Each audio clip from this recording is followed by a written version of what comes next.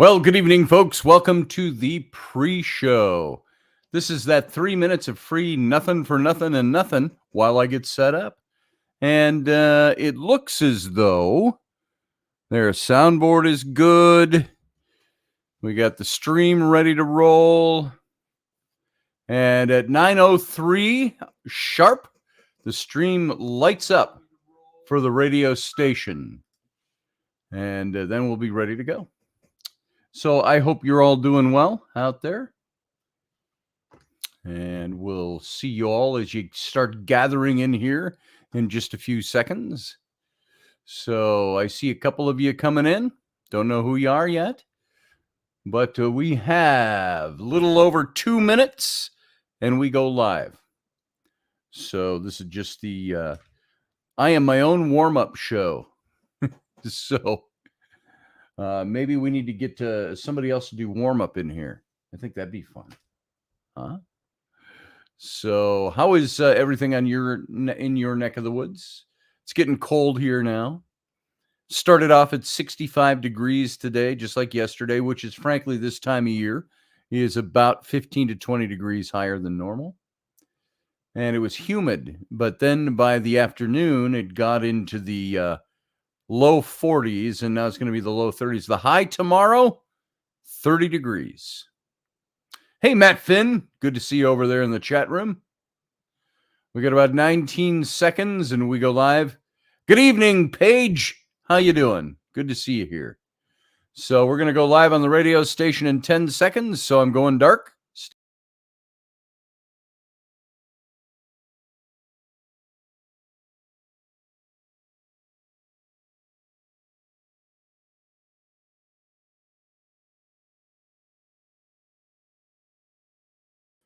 You know what? I was wrong. I was a minute early. I don't have my glasses on, and I thought it said 9:03. It's 9:02. So at 9:03, we go live on the radio station. So here I am. I'm back again. How about that? So just about 30 seconds, we'll go dark. Again, is this thing on? Hello?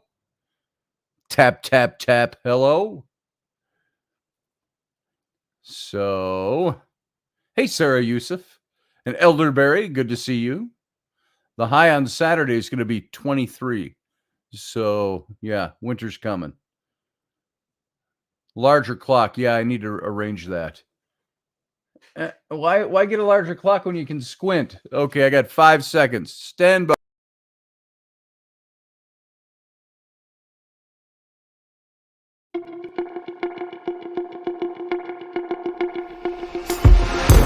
The Intrepid radio program with Scotty Roberts. Intelligent talk.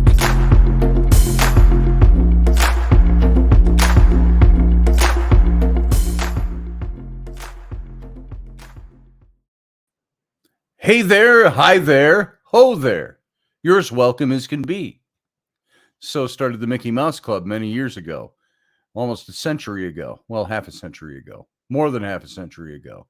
So welcome to the program. I'm Scotty Roberts. I'm your host on this show, the Intrepid radio program. And we are broadcasting through Subspace Radio Network. You can find them over at subspace.radio. And, of course, 4 other places over on Facebook and in my YouTube channel. If you want to join the video simulcast and come over to the YouTube channel, join the chat room. There's already fellow Intrepids are gathering there now. If you're not an Intrepid, you can become one real easy. Just come on over, subscribe to the channel. Hit the little bell, and it'll tell you when these shows go live on air. And also, if you're not a member of my channel, that's something very different. Click the little join button below, and you'll see 3 ways that you can become a member. And you know what's coming out of that, by the way, one of the perks that never really got started, we were going to do a newsletter. Well, Russ, the owner of Subspace Radio, and I were talking about relaunching Intrepid magazine. I had one sitting here. That's over on my shelf now somewhere. But Intrepid magazine, full color magazine, square bound, about 76 to 80 pages, what we did every time we did that. So that's coming up in the near future. And other than that, let's get this show rolling. Let's get it off the ground. I don't know what the weather's like in your neck of the woods. It's been kind of warmish here, despite having snow about 3 weeks ago for a day, and then it melted off, and then it got warm. It got up into the 80s again, and now it's been unseasonably warm at 65 degrees the last couple of days, thereabouts, maybe pushing 70 2 days ago. And that's pretty nice for this time of year, November in Wisconsin. And it was warm and humid this morning. It maintained that 65 degrees or thereabouts all through the night last night. And but they said it's going to dramatically change about mid-afternoon, which it did. It dropped down. It's probably in the upper 30s right now outside with a brusque wind. There's no snow on the ground. But our high tomorrow is going to be about 30 to 32 degrees.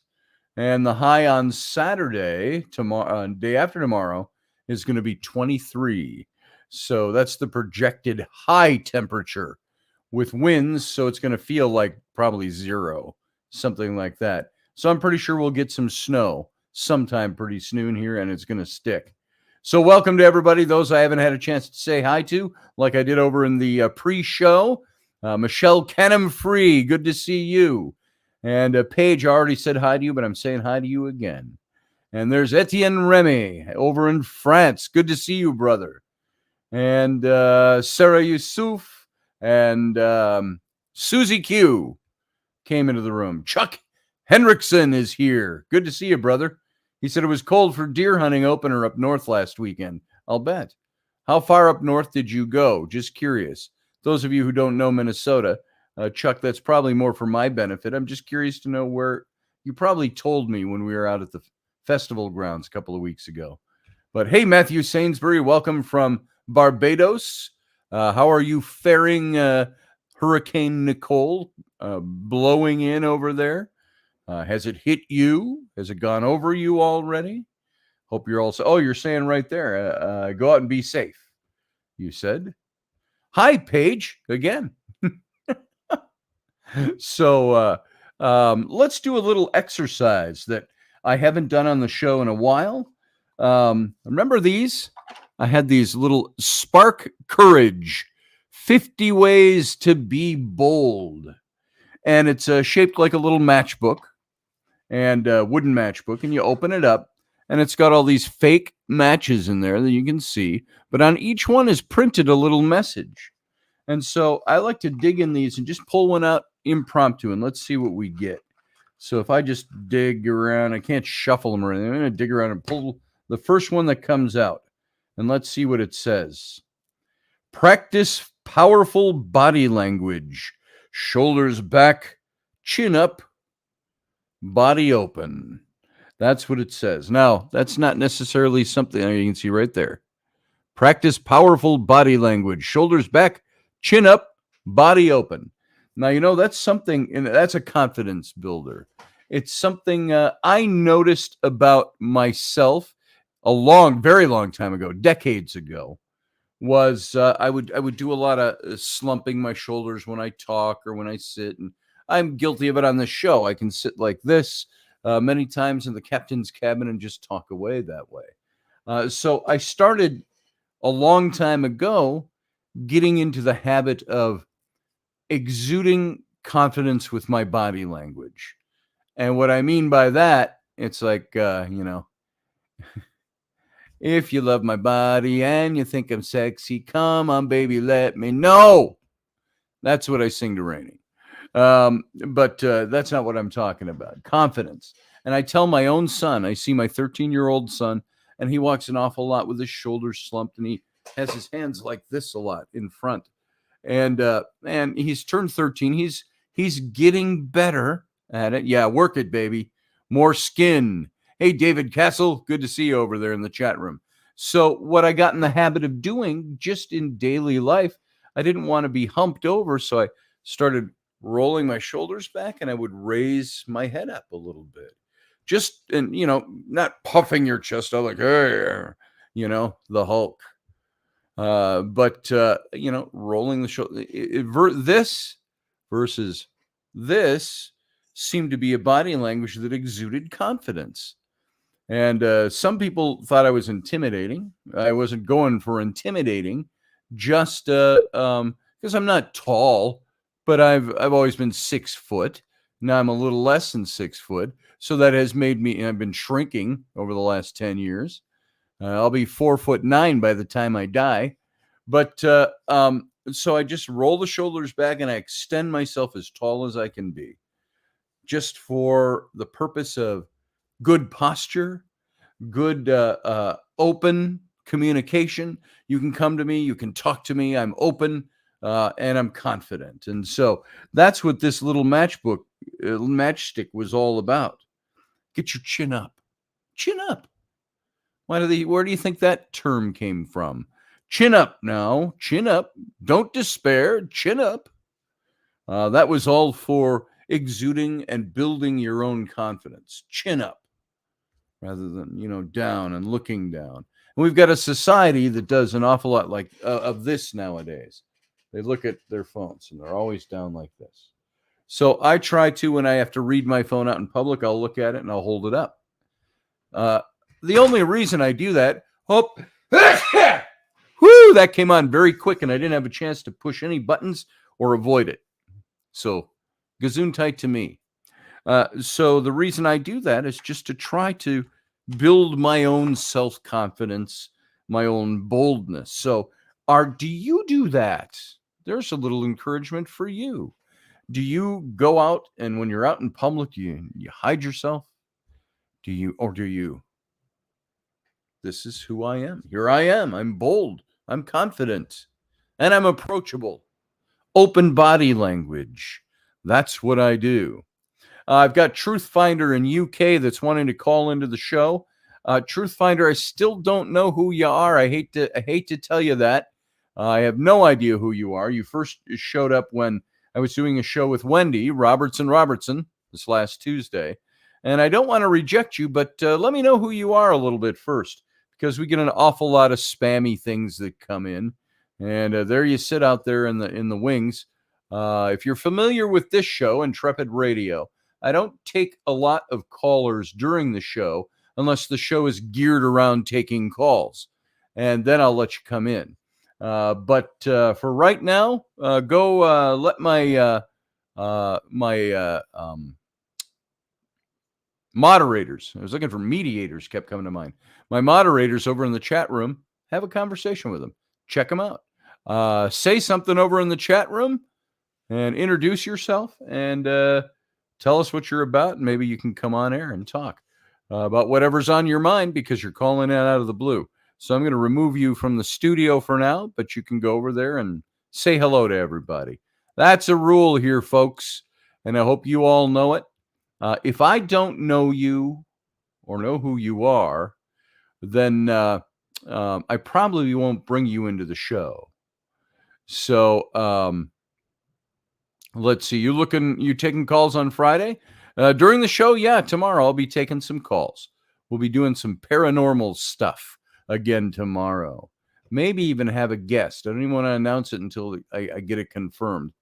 This is a little late in the game for confirming, but this show is so easy that I'm willing to wait and see if they can make it in. So tonight, there was our Spark Courage, by the way. That's what that's called, Spark Courage. 50 ways to be bold. So there it is. By the way, if any of you out there knows anything about basements and water leakage and stuff like that, we've had all kinds of really harsh rains up here the last week. And everything, all these painted floors and all of that, we're getting water that's leaking in at where the wall meets the floor, right down on that line. And it's leaking in, and we found puddles the last couple of days, 8-foot-long puddles. And we squeegee them to the floor drain. But it's in 2 different parts of the downstairs, and it's all over in that big family room over there. And when we moved in, we had them replace the windows because you could see light coming from the outside through the windows and the frames around the windows. And so we had those replaced, and we painted some sealant in what we thought was a problem area. and it's still leaking. So we got to find a way. Do we have to just go ahead and totally waterproof this basement? Is there a way to do that that's effective? Because Rainey painted that whole floor in that room, and it was concrete paint. It was outdoor concrete paint, and yet it still bubbled up. And so we're going to have to repaint the floors even. So not so much over on this side. You'll probably need to dig along the foundation and seal the outside. That's probably going to have to wait till spring now. At the rate the ground is probably freezing up. Kills, says Chuck Hendrickson. Seals water out. I've used Kills to cover old paint colors. So, yeah, we can give it a try. We put on some silicone-y type stuff that was pretty toxic. Dave was over. He put on rubber gloves, Uncle Dave, and a mask, and he painted that stuff up.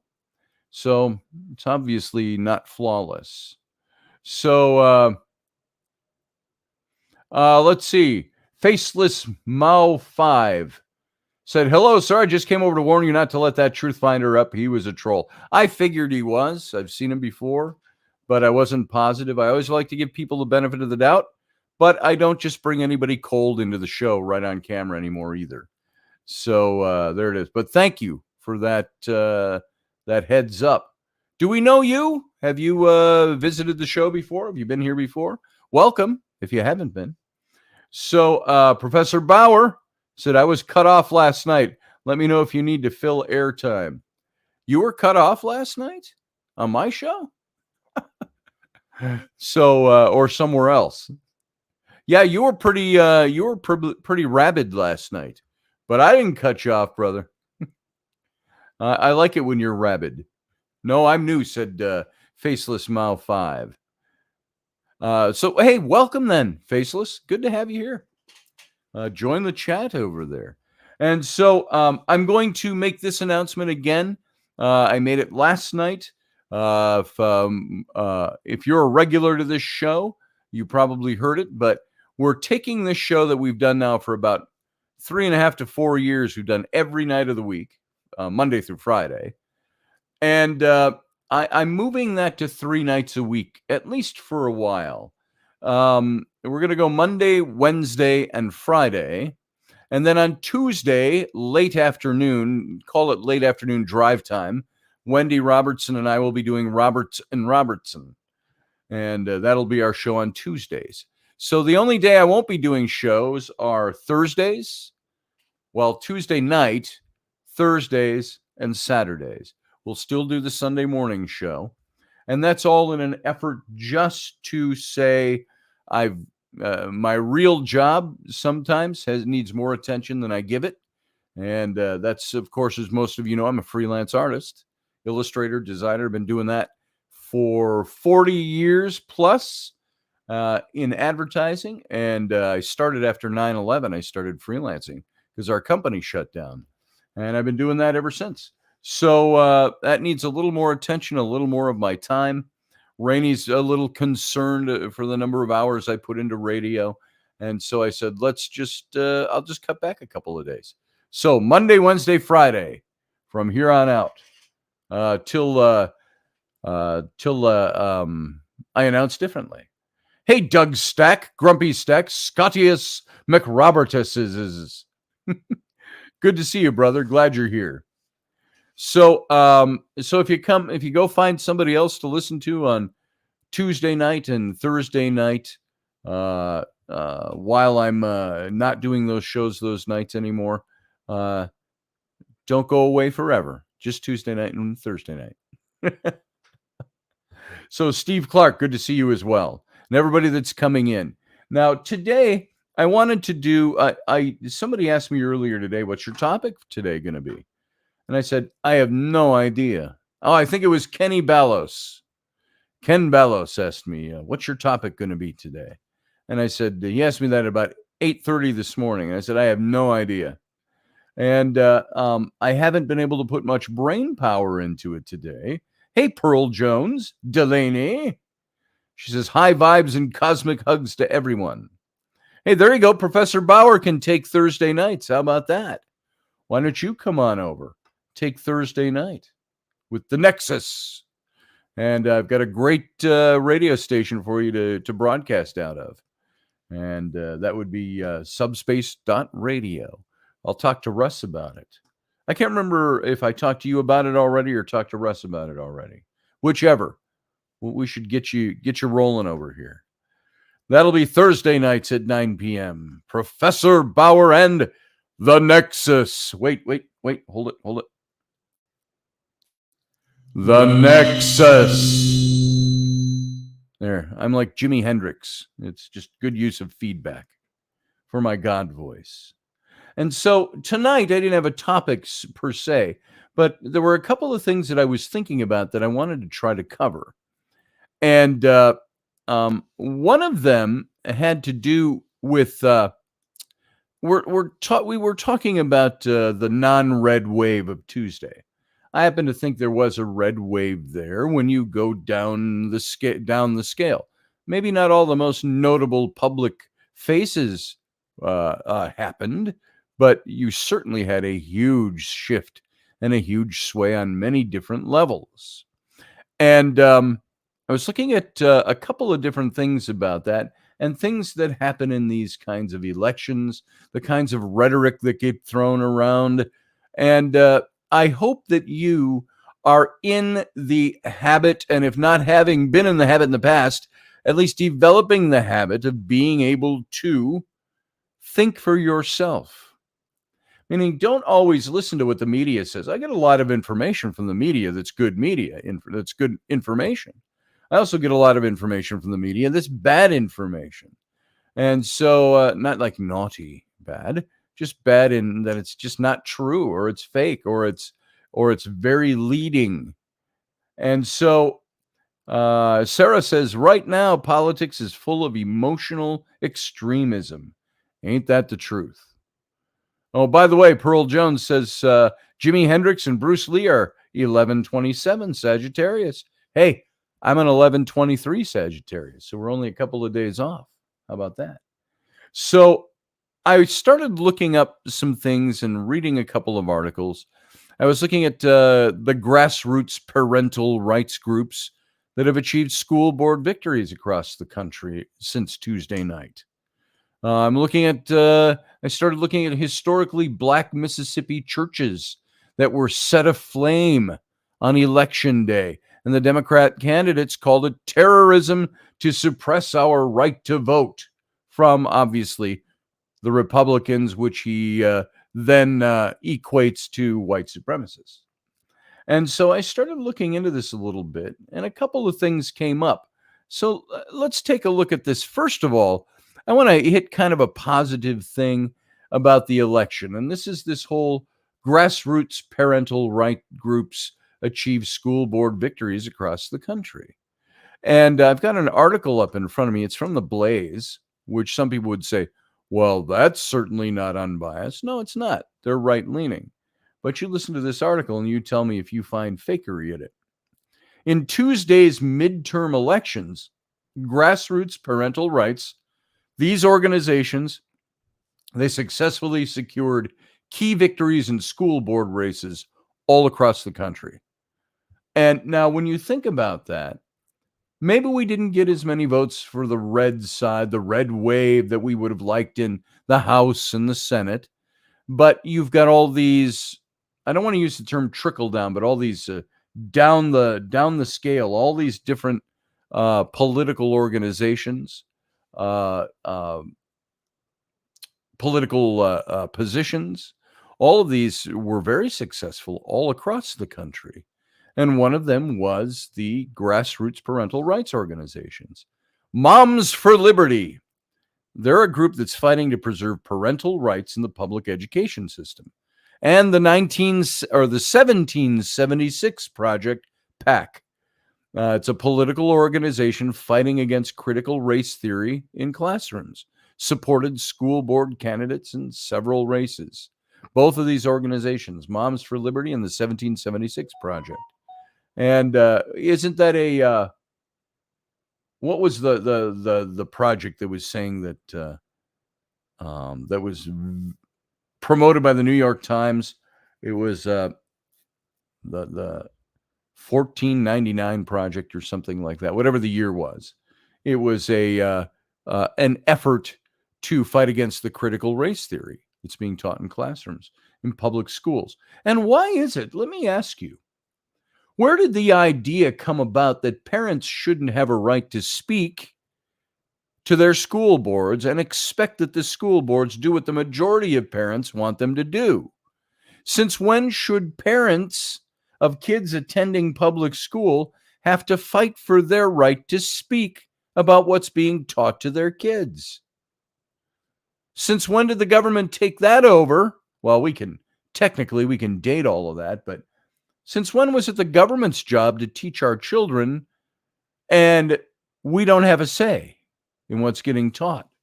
I want to say in what's getting taught to my kids in school and what's going on in the schools and so on. And don't our tax dollars go to pay for those schools? So we should have a right to have the 1619 project. There it is. Thank you, Arlene. I knew it was something like that. I don't know why I had a brain fart on that. Maybe because I paid attention to it when it happened, then I turned it off as soon as it started going away and being combated. I think I'm mixing it up with the number of years that they say there was slavery in this country, even before we were a country. And so not all midterm elections not all the midterm election results have been officially called. The organizers reported that many of their endorsed nominees already won and successfully flipped school boards to conservative majorities in Florida. Of course, Florida, there's the model. Maryland, Indiana, and Michigan. Last night was a disappointing night for Republicans in many parts of the country, but we're happy to say we were very successful in key races in Florida, Oklahoma, Ohio, Maryland, which were by far the biggest places we targeted, says Aiden Buzzetti. He's the head of coalitions and candidate recruitment for the 1776 Project. And he told DCNF, we also officially flipped our 100th school board since our first election in November of 2021. And so the 1776 Project, PAC, Political Action Committee, reported that 4 of its endorsed candidates in Brandywine, Michigan, were victorious in Tuesday's midterm elections, which successfully turned the school board majority. Similarly, the Carroll County School Board majority flipped after all 3 endorsed candidates won their races. Now, this is what we mean, and what Professor Bauer has talked about, is that while the red wave may not have looked apparent, how many of you knew that a lot of the school boards were turned over for conservative board members? That's a big thing. That's grassroots politics, if you will, grassroots of what's going on in the nation. And so this group, the 1776 Project, they raised $3.2 million through the end of October to support campaign efforts for the school board candidates in about a dozen states. This is all across the country. And of the 67 candidates across the country for school boards, Moms for Liberty supported in Florida school board elections. 41 of them won their elections out of 67. That's over 2/3. And so the organization stated that it backed more than 270 school board contenders across 15 states in the midterm elections. So we're thrilled, says Tiffany Justice, Moms for Liberty co-founder. We were able to endorse over 500 parental rights candidates so far this year, with 270 on the ballot yesterday. For us, starting an organization a little less than 2 years ago and then having chapters across the country that we vetted and endorsed candidates in 270 races was a really big deal. That was an accomplishment in and of itself, quote and unquote. And who is our head of the DOJ? Why is his name not popping into my head? I'm not thinking of it. DOJ head. I've said it a million times. Merrick Garland. And now Merrick Garland, do you remember he came out, was it about a year ago? And he stated that that parents attending school board meetings that are angry and express themselves at the school board meetings should be considered domestic terrorists. That's the way our country and our government was looking at it. Garland, thank you, Arlene. See, some of these things, I want to say, I keep fighting my old age.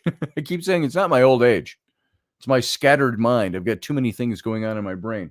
Some days, man, I can rip them off, and in more ways than one, because of my age. I can walk across the room and rip them off. But we'll leave that aside. But I can go into ancient history. I can talk about, that guy sitting on my shelf back there. Oh, here. Where is he? There he is. Senenmut. I could go into the history of Senenmut and the history I wrote about, and I can rattle these facts and figures and dates and names and Egyptian names off the top of my tongue. But there are some days things in our own government where I go, the Department of Justice, the head dude, whatever his name was, that happens. It's like, damn it. So sick of that. I think it's sometimes my brain gets tired. Sometimes I have too many things going on. And sometimes it might be the fact that I'm starting to get a little older. I'm seeing all kinds of stuff. I got a thing from Social Security the other day. So would you like to start here's what your Social Security benefits would be if you started them today. And I'm like, oh, I could use that little extra per month. And then you go, wait, can I work anymore? Am I supposed to be able to earn money? Because that ain't going to support me. So anyway, all of that old age stuff aside, passing gas doesn't count, Scotty, says Steve Clark. Damn it. Because I'm really good at that. I mean, really good. So anyway, and I always have been, by the way. We used to sit in our dorm room in college and we'd try to make sentences out of our gas passing. And say, I could say fart, but some people are like, oh, that's so unwholesome a word. That's what we did in college. So anyway, TMI, says Sarah. Well, Sarah, let me ask you, do you know what a screaming blue dolphin is? Ask Steve or any other guy in the chat room. So anyway, parental rights in school. Since when are parents getting involved in school board meetings and angered by some of the things that the schools are being taught and expressing it? When does that become terrorism? Thank you, Merrick Garland. What a worthless piece of offal you are. So leading up to the midterm elections, Justice urged citizens, that's the head Tiffany Justice of Moms for Liberty. She urged citizens to vote like a mother or vote like a parent and elect officials who'd give parents the most say in their children's education. I'm not laissez-faire about my children's education. I just don't send them to school and go, see you at 3:30, and I hope you learned something this year. No, I want to be involved in what my kids are learning. Does that mean I can make every meeting? No. But it does mean that I am vitally aware and vitally interested in my kids. That makes me a terrorist, a domestic terrorist by Merrick Garland's rules. And so he's somebody who's got to go. If you talk about draining the swamp, there's somebody who needs to go right away. So you vote like a parent. You vote like a mother, says Tiffany Justice. You elect officials who'd give parents the most say in their children's education. So there's no truer love than that of a mother for their child, Justice told DCNF. And when we say vote like a mother, it means vote unabashedly for parental rights and for your children's future. Don't allow the hate or the noise to take you away from what you know to be true and right and good. Now, a lot of this stuff came up over the last couple of years because of the mask issues, school shutdown issues, and so on. And parents said, look, I will parent my kid. The school board does not need to parent my children. Now, are there kids that go to school who don't have very good parents? Sure, there are. But I would think for the most of the parents in my neighborhood or my city, my small city here out in the country, we have a huge school district. And that school district, parents are involved, and they want to see are there parents out there who aren't very involved? Yeah, I'm sure. But we're involved. This is what we want. So when you vote for your local school board, vote for things that are good for your school and good for your kids. There was a, what do they call it? A referendum that was up on our local ballot for our Somerset schools that would take our tax dollars and they wanted to expand the playing fields. Now, by the way, just to let you know, if you can see my hand gestures, there's a curved parkway that goes in front of all the schools. It's all farmers' fields on one side, and on the other side is the schools. You got the middle school, the high school, the elementary school. So when I drive my kids to school, we come in from the middle school side, drop Flynn and Rowan, and then I drive down to the elementary, drop Ellery. And it's always a CF there in the morning with traffic. They still need to work. They did work last summer and toned it up a bit in there, but they got a pretty good driving through system. Anyway, they put out a referendum that said they want to spend, it was something like $35 million to expand the playing field. So we have our own baseball fields. We've got a football field already for the high school. They wanted to expand the theater department and actually add a building on that had a legitimately real theater for kids to learn stagecraft and to put on plays. And that was going to cost, I think, about $35 million, if memory serves. And it was going to cost a grand total. Get this. Now, if you lived in our community and you voted yes and that would pass, it would be about $12 a year, I think is what I heard. $8 to $12, Rainey told me, is all that it would cost the citizens of our community.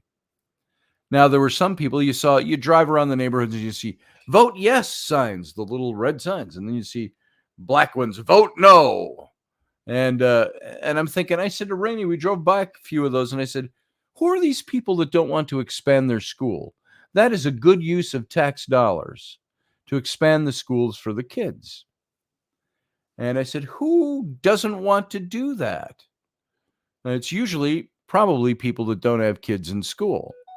I don't want to pay the tax on that. Oh, I'm sorry. You're $12 for living 5 blocks from the school or a mile from the school. Your $12 a year is going to hurt you to better your community. That's the way I looked at it. So, by the way, it did not pass. It lost by, I think, 3 votes or something like that. There was some inane. It was just a simple majority was all it took. And so that referendum lost. So they'll do it again in 2 years. Steve Clark says PTA is very important. Parent-Teacher Association. Yes, it is. Remember the PTA from when I was a kid? My mom used to go to PTA meetings. PTA is very important. Parent-Teacher Assassination, says Steve Clark. Yeah, there it is. So now we like to be involved. This is one way that you saw the red waves, so to speak. Maybe call it the red undertow, because the wave didn't transpire the way we wanted, but the undertow was there.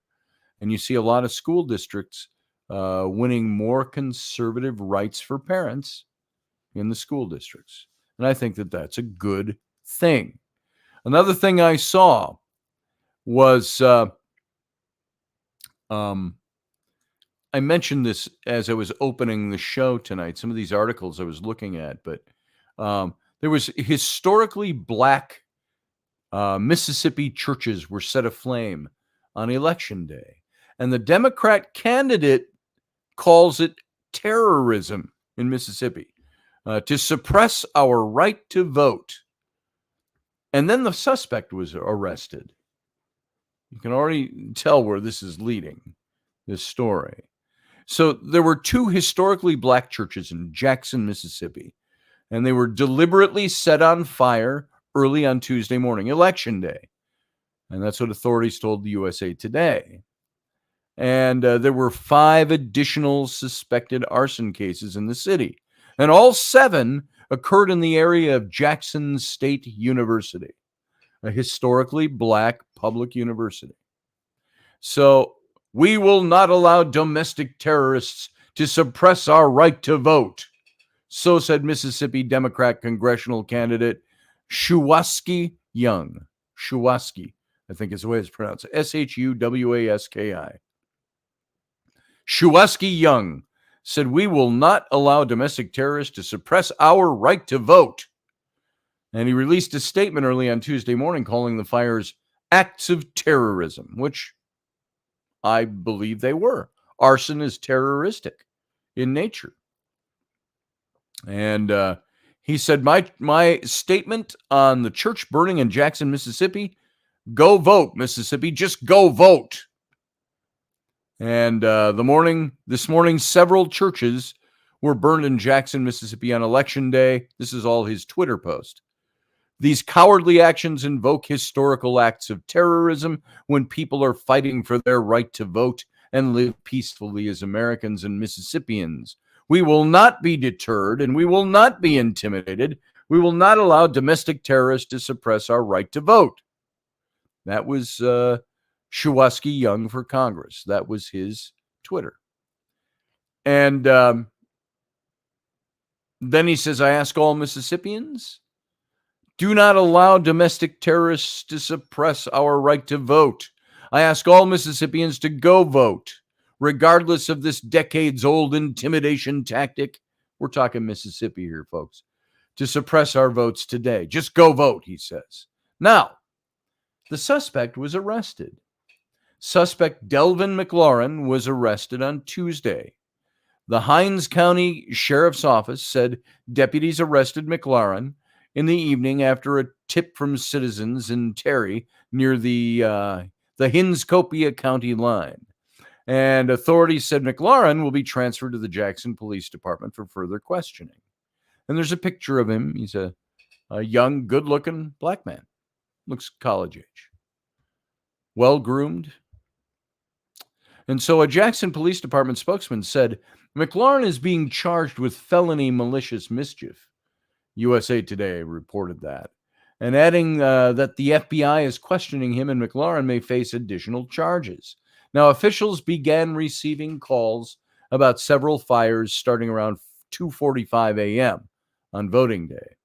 The paper reported, adding that Jackson police spokesman Sam Brown said McLaurin was in the area of the fires during the hours they were set. But now, the house of cards tumbles. Young wasn't alone in his suppress our right to vote. Shuwaski Young, the candidate. He wasn't alone in his suppress our right to vote post following the suspected arsons. Other commentators underneath his post concurred and took things a lot further. Here's what some of these posts read. The layers of racist symbolism associated with burning churches in Mississippi on Election Day. When will this country wake up? This makes me incredibly sad, one commentator added. I'm guessing the terrorist arsonist who did this thinks they're a Christian and a patriot. Someone else said, this is what the SCLC fought against.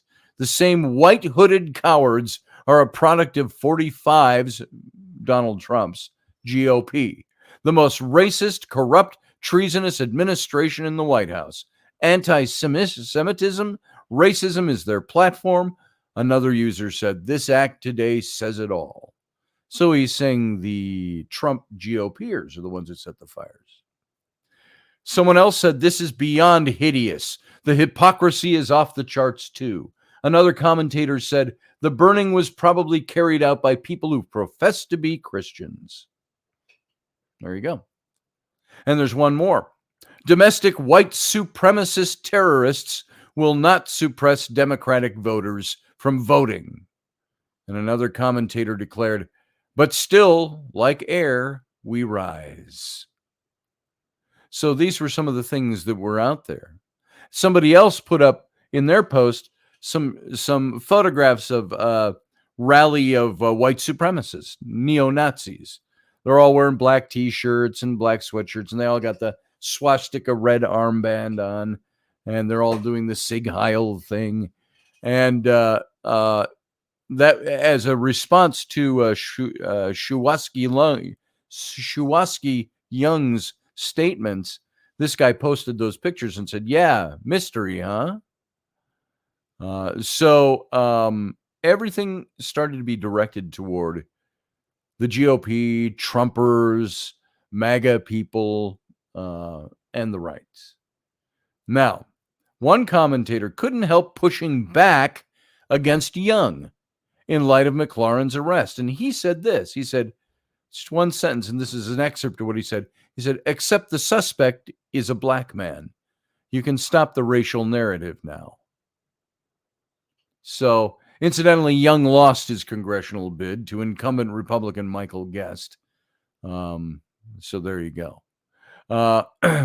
Guest was ahead of Young by more than 40 points with 94% of the votes in Wednesday. So Guest, the Republican, the incumbent, he was more than 40 points ahead of Shuwaski Young, who's making all these racial statements, racist statements. Now, here's the rest of the story on this. USA Today, who did the lead story on this, said that fires were reported at Greater Bethlehem Temple Church, Epiphany Lutheran Church, the baseball field at Jackson State, a gas station, a location at Central Street in Dalton, a location at the 1100 block of Pascagoula Street, and a location at Terry Road and Cherry Street. Now, Epiphany Lutheran, one of the oldest predominantly black Lutheran churches in Mississippi, burned for more than 4 hours before the fire was able to be put out.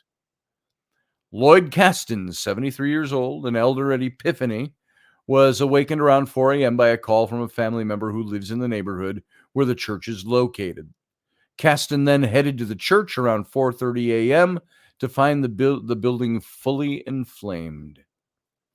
He was hurt, Caston told the paper of his emotions upon seeing his church on fire. He was hurt. That's what I was feeling, adding that it destroyed the church and everything in it.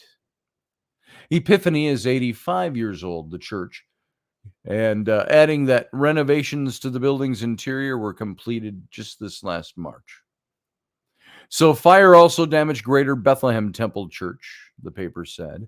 We can always understand why people do evil, but we know that it's our job to overcome evil with good. That's why we're committed to continue to help build this community, Irvine Ricks, Greater Bethlehem's communications director, told the news. Jackson officials did not connect the fires with an attempt to affect Tuesday's election.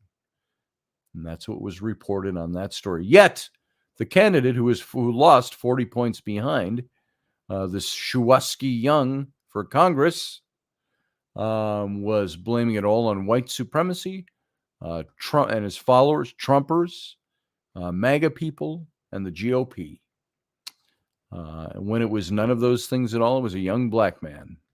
We have no idea what his motives were. So there you go.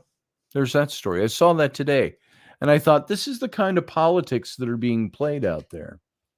Nobody said openly, and of course this congressional candidate, Shuwaski Young, was probably one of the first ones to say it publicly, was that the things he blamed it on was the right and conservatives and GOP and MAGA Trumpers and so on and so forth. And it was found to be a completely racist move to try to pander for votes in the black community, when none of it of what he said was true. You know what that reminds me of a little bit? And I looked this story up because I wanted to bring it up as a result of having read that story from what happened 2 days ago and the claims being made and so on. Remember Nicholas Sandman? You remember who he was? He was the young man who was standing on the steps of the Lincoln Memorial with his fellow Covington Christian high school, Catholic high school classmates, and the Native American confronted him, and he had a kind of a smile on his face and was standing tall and didn't say a word and just stared into the man's face. And what did the news media do that whole day? They were reporting, and for a couple of days, reporting that this kid was uh, um, speaking against or standing against Native American rights, and that he was a white supremacist. And then the Catholic Church school, Covington Catholic High School, was white supremacist. All of this went around the news as quicker than wildfire, quicker than you can burn 2 decades old black churches in Mississippi. And so I called up this article because I thought, whatever did happen to that? Because I heard he had lawsuits. But he reached a settlement with NBC in Covington Catholic High School controversy. And he was suing because of the things that were being said about him. And so I'm just looking at the clock. Matt Finn, I'm squinting. I could use my glasses so I don't have to squint. The time right now is 9:50 and 51 seconds. It keeps ticking away. And when we go out for the show for the radio audience, we got to get out of here at, let's see, 9:57 and 38 seconds. Boom. There it is. Or is it 28 seconds? 30, yeah, 28 seconds. Yeah, because the out lasts 22 seconds. There you go. So 38. I'm horrible at math, especially when I'm doing it backwards. 1, 2, 3, 4, 5. So yeah. So we got a few minutes left is the point I'm making. So we are 48 minutes and 38 seconds into this show. And it ends on the radio station at 55 minutes after the top of the hour. That's all I have to keep in mind. 55 minutes total. 9:58 is when the show ends on the radio. So at 9:57 and 38, because 2 is 40 and 20 is 60. Yeah, that's when we end the show officially. Whew, boy, I worked that out in public. Talk about being under pressure and trying to get the right number of seconds in. Yeah, I've got however many minutes that is, 6 seconds. Hey, we got Professor Bauer is going to do something else here, but let's bring him in. Professor Bauer. Good evening, Captain. How are you? Give me a second here. I need to plug in my headset because it's not the captain's cabin yet. We're still in the radio broadcast. So, right. But I did, so I didn't plug in my headset, and I don't want to get feedback. There we go. Wait, I'm tangled in my wires. Bada boom. Hey, Professor. How are you? I'm good. How are you? I am above average, but I'm getting better. And you never called during the show. You wait till the captain's cabin, so I figure you got something important to add here. I thought that I'd drop a couple of my nuggets on the table here, and then see if they you might want to carry them into the cabin. But the whole idea, first of all, the story you just read and the context of that story, and to the larger issue, which is driving that, which is race and this whole use of this regurgitation. I mean, it's a cycle that seems to keep repeating itself depending on whose agenda it best fits, right? Right. But if you look at, do a historical review of what our two parties are now and where they came from, and what where they've been and what they've done, the left, or the Democratic Party, was actually the one that was pushing for slavery back during which was a part of the Civil War. Yes. Okay. It's a Democratic Party. And, I've been trying to look at all the data that's out there, all the nuggets that people are dropping all over on this metrics, and seeing what the trends are. Where's the energy going based on the information that's available? And so I'm looking at this and I'm thinking, these people, I grew up in the 60s and 70s in Southern California, Los Angeles. Yeah. That was where the whole liberal thing really got started and got its juice, because that's where we were doing our protests against the Vietnam War and whatever else was going on. But our whole mantra was leave us alone and fuck the man. Okay. There was just, we didn't want to have anything to do with people telling us what to do. Exactly. So you think about the fact that the Democratic platform, the ideology of being a Democrat, originally was the biggest proponent of slavery. Okay. Yes. And then you get into the civil rights in the mid Thank you, Susan 1960s, right? Yes. And now they're all about pushing for civil rights.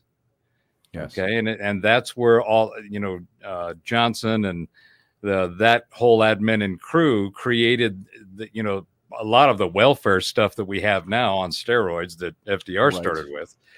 But there's always been this mentality of trying to be the champion of some group or type of people that are disadvantaged for one reason or another: skin color, race, size, whatever it might be. Sure. So some kind of discriminatory factor. Right. So as the civil rights, and they championed that was the liberal progressives that were pushing that.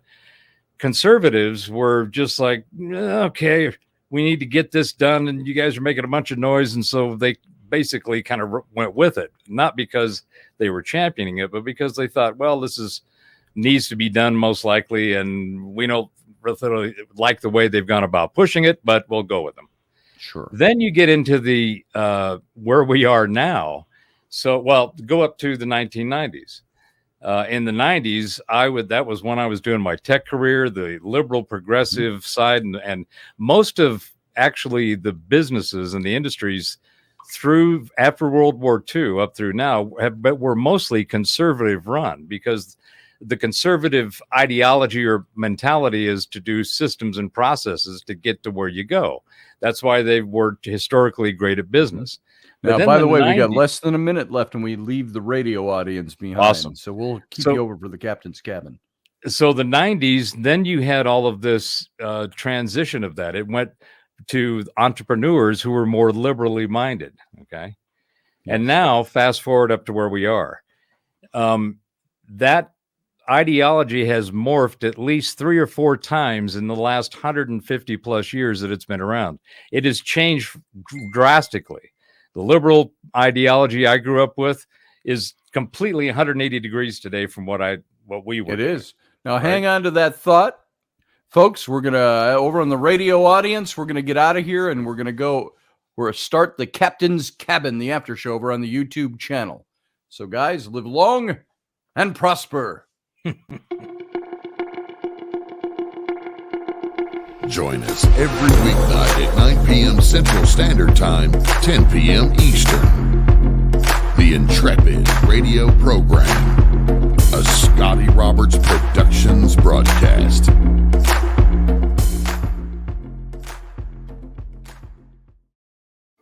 And look at that, we're back. It's just like math. And so we're back. Let's continue your thought. And by the way, I wanted to say to folks, the reason you don't see, I always run my art and design ad going in there. How many years have I been running that ad on this show with Rainey's voice and my little girl saying, hire my dad so he can take me to Disneyland at the end. And I've got music. I had some bagpipe music underneath it. That ad has been running for about, Rowan did that ad. She is now just about 11 years old. She was 3 when we recorded that. And 3 or 4. Let's be conservative and say 4. So 4 to age almost 11. So 6-7 years that ad has been running. And just today or yesterday from last night's show, I got a copyright hit on the bagpipe music beneath my ad. And I said, are you serious? Now, the problem I have is I can't find any version of that ad with Rainey doing the voiceover that does not have the bagpipe music flattened into it. So I've got to look in some old discs, and if I can, otherwise I'll just have her record a new one. But I love that ad. It's a classic for me personally. So that's why I'm not playing it right now. I totally appreciate what you're saying. I've been, I've launched Mind Trucks. I'm getting ready to kick the Nexus off. I've got my voiceover work, and I have my music label, and so I'm having a lot of fun. But I've run into the same thing. I've got stuff I did 20 years ago that is awesome. Yeah, and I can't find I've got the final of the files, but I can't Yep. find any of the components. Can't find the music, can't find the graphics. I'm like, where is this stuff? So I hear you. Yeah. And so there, there it is. Was it copyright infringement? Using somebody else's music without paying them for it, as underneath my wife talking. And it's only a segment of it, of a much longer piece of music. It's a very rowdy reel on the bagpipes. And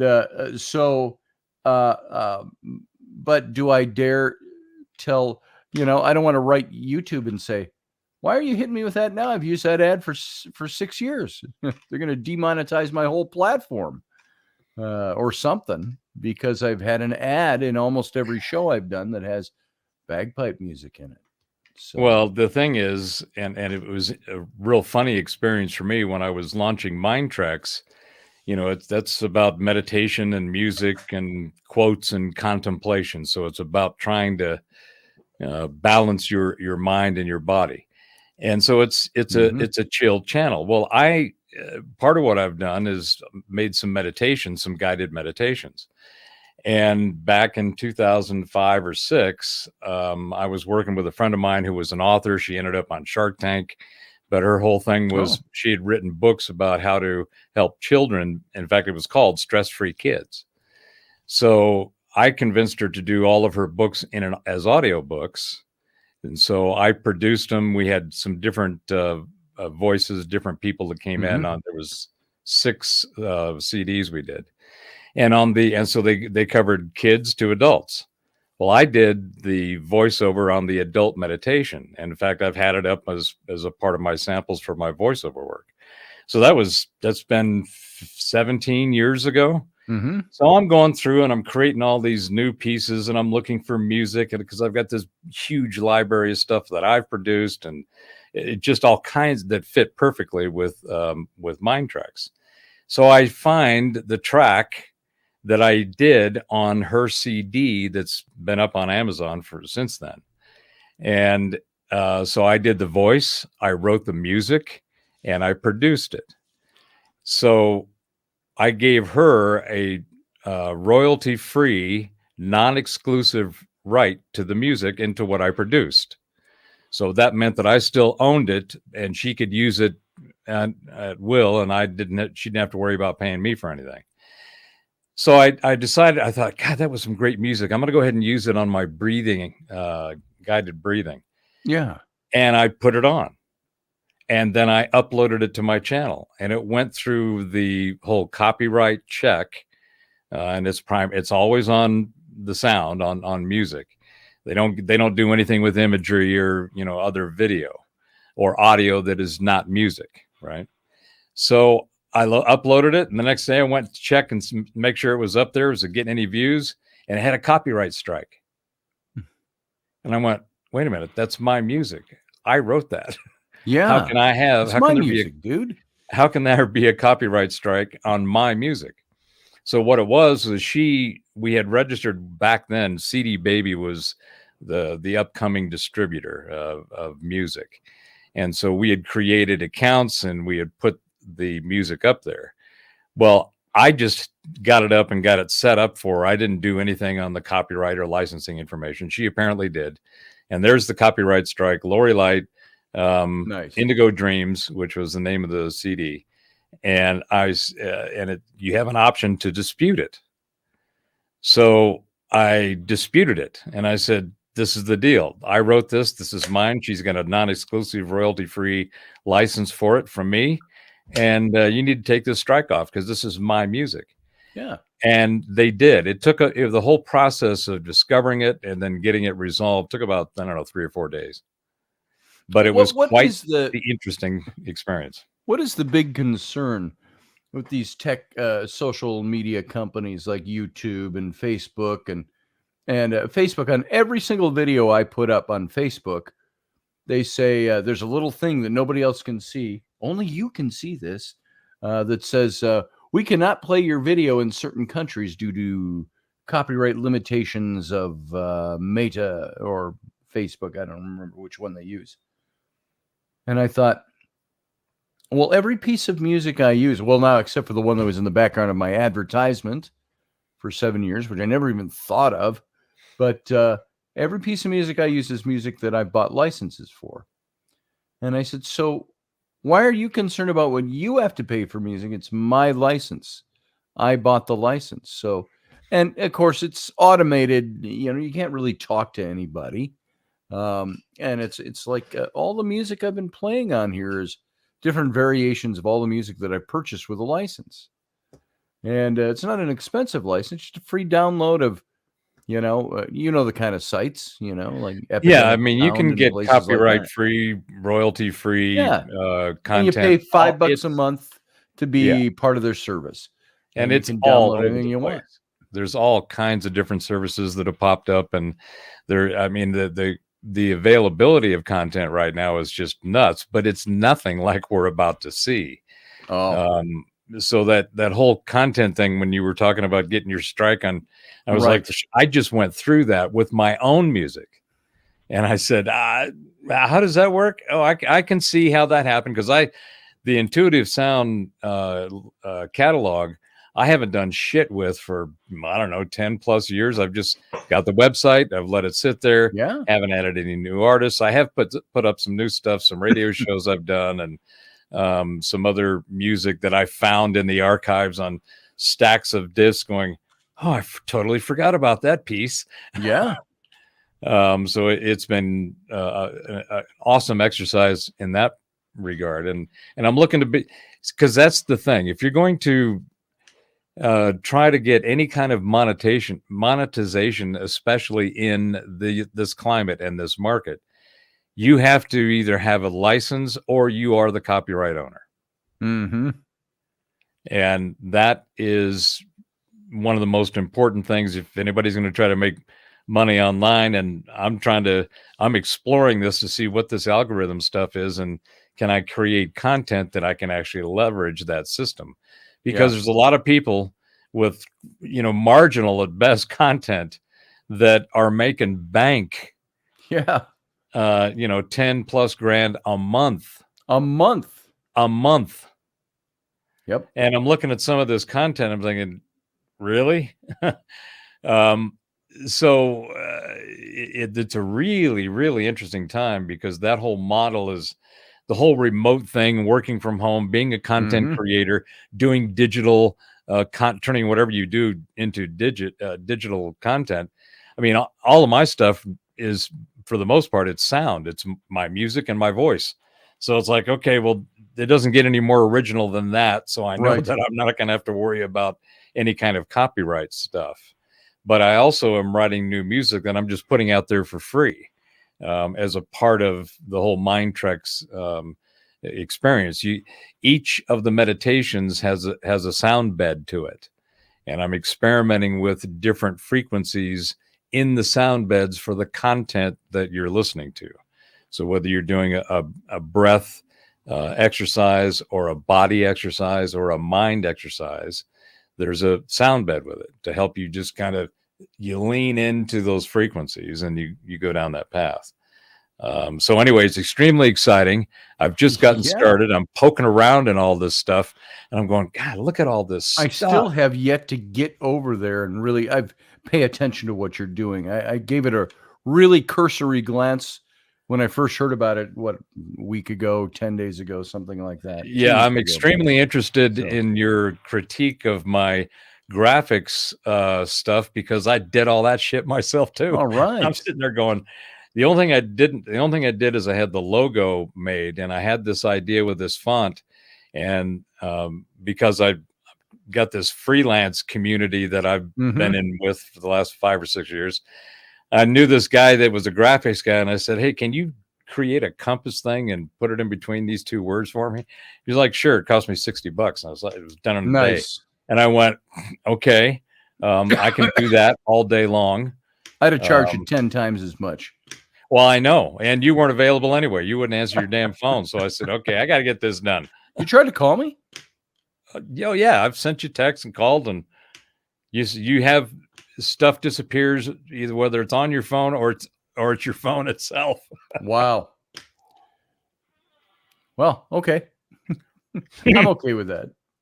So anyway, I really am excited about what at least I perceive as what's coming. Yeah. And it's not only, when I was doing the Informatica series, one of the first piece of the Informatica was transformative disruption. And that's what we've seen happen over in a very short amount of time, last 150 plus years. We've seen the Industrial Revolution. We've seen incredible advancements in all kinds of things, including, up to the time of nuclear, fuel was either hemp or it was petroleum. Yeah. Right. Yeah. And that was the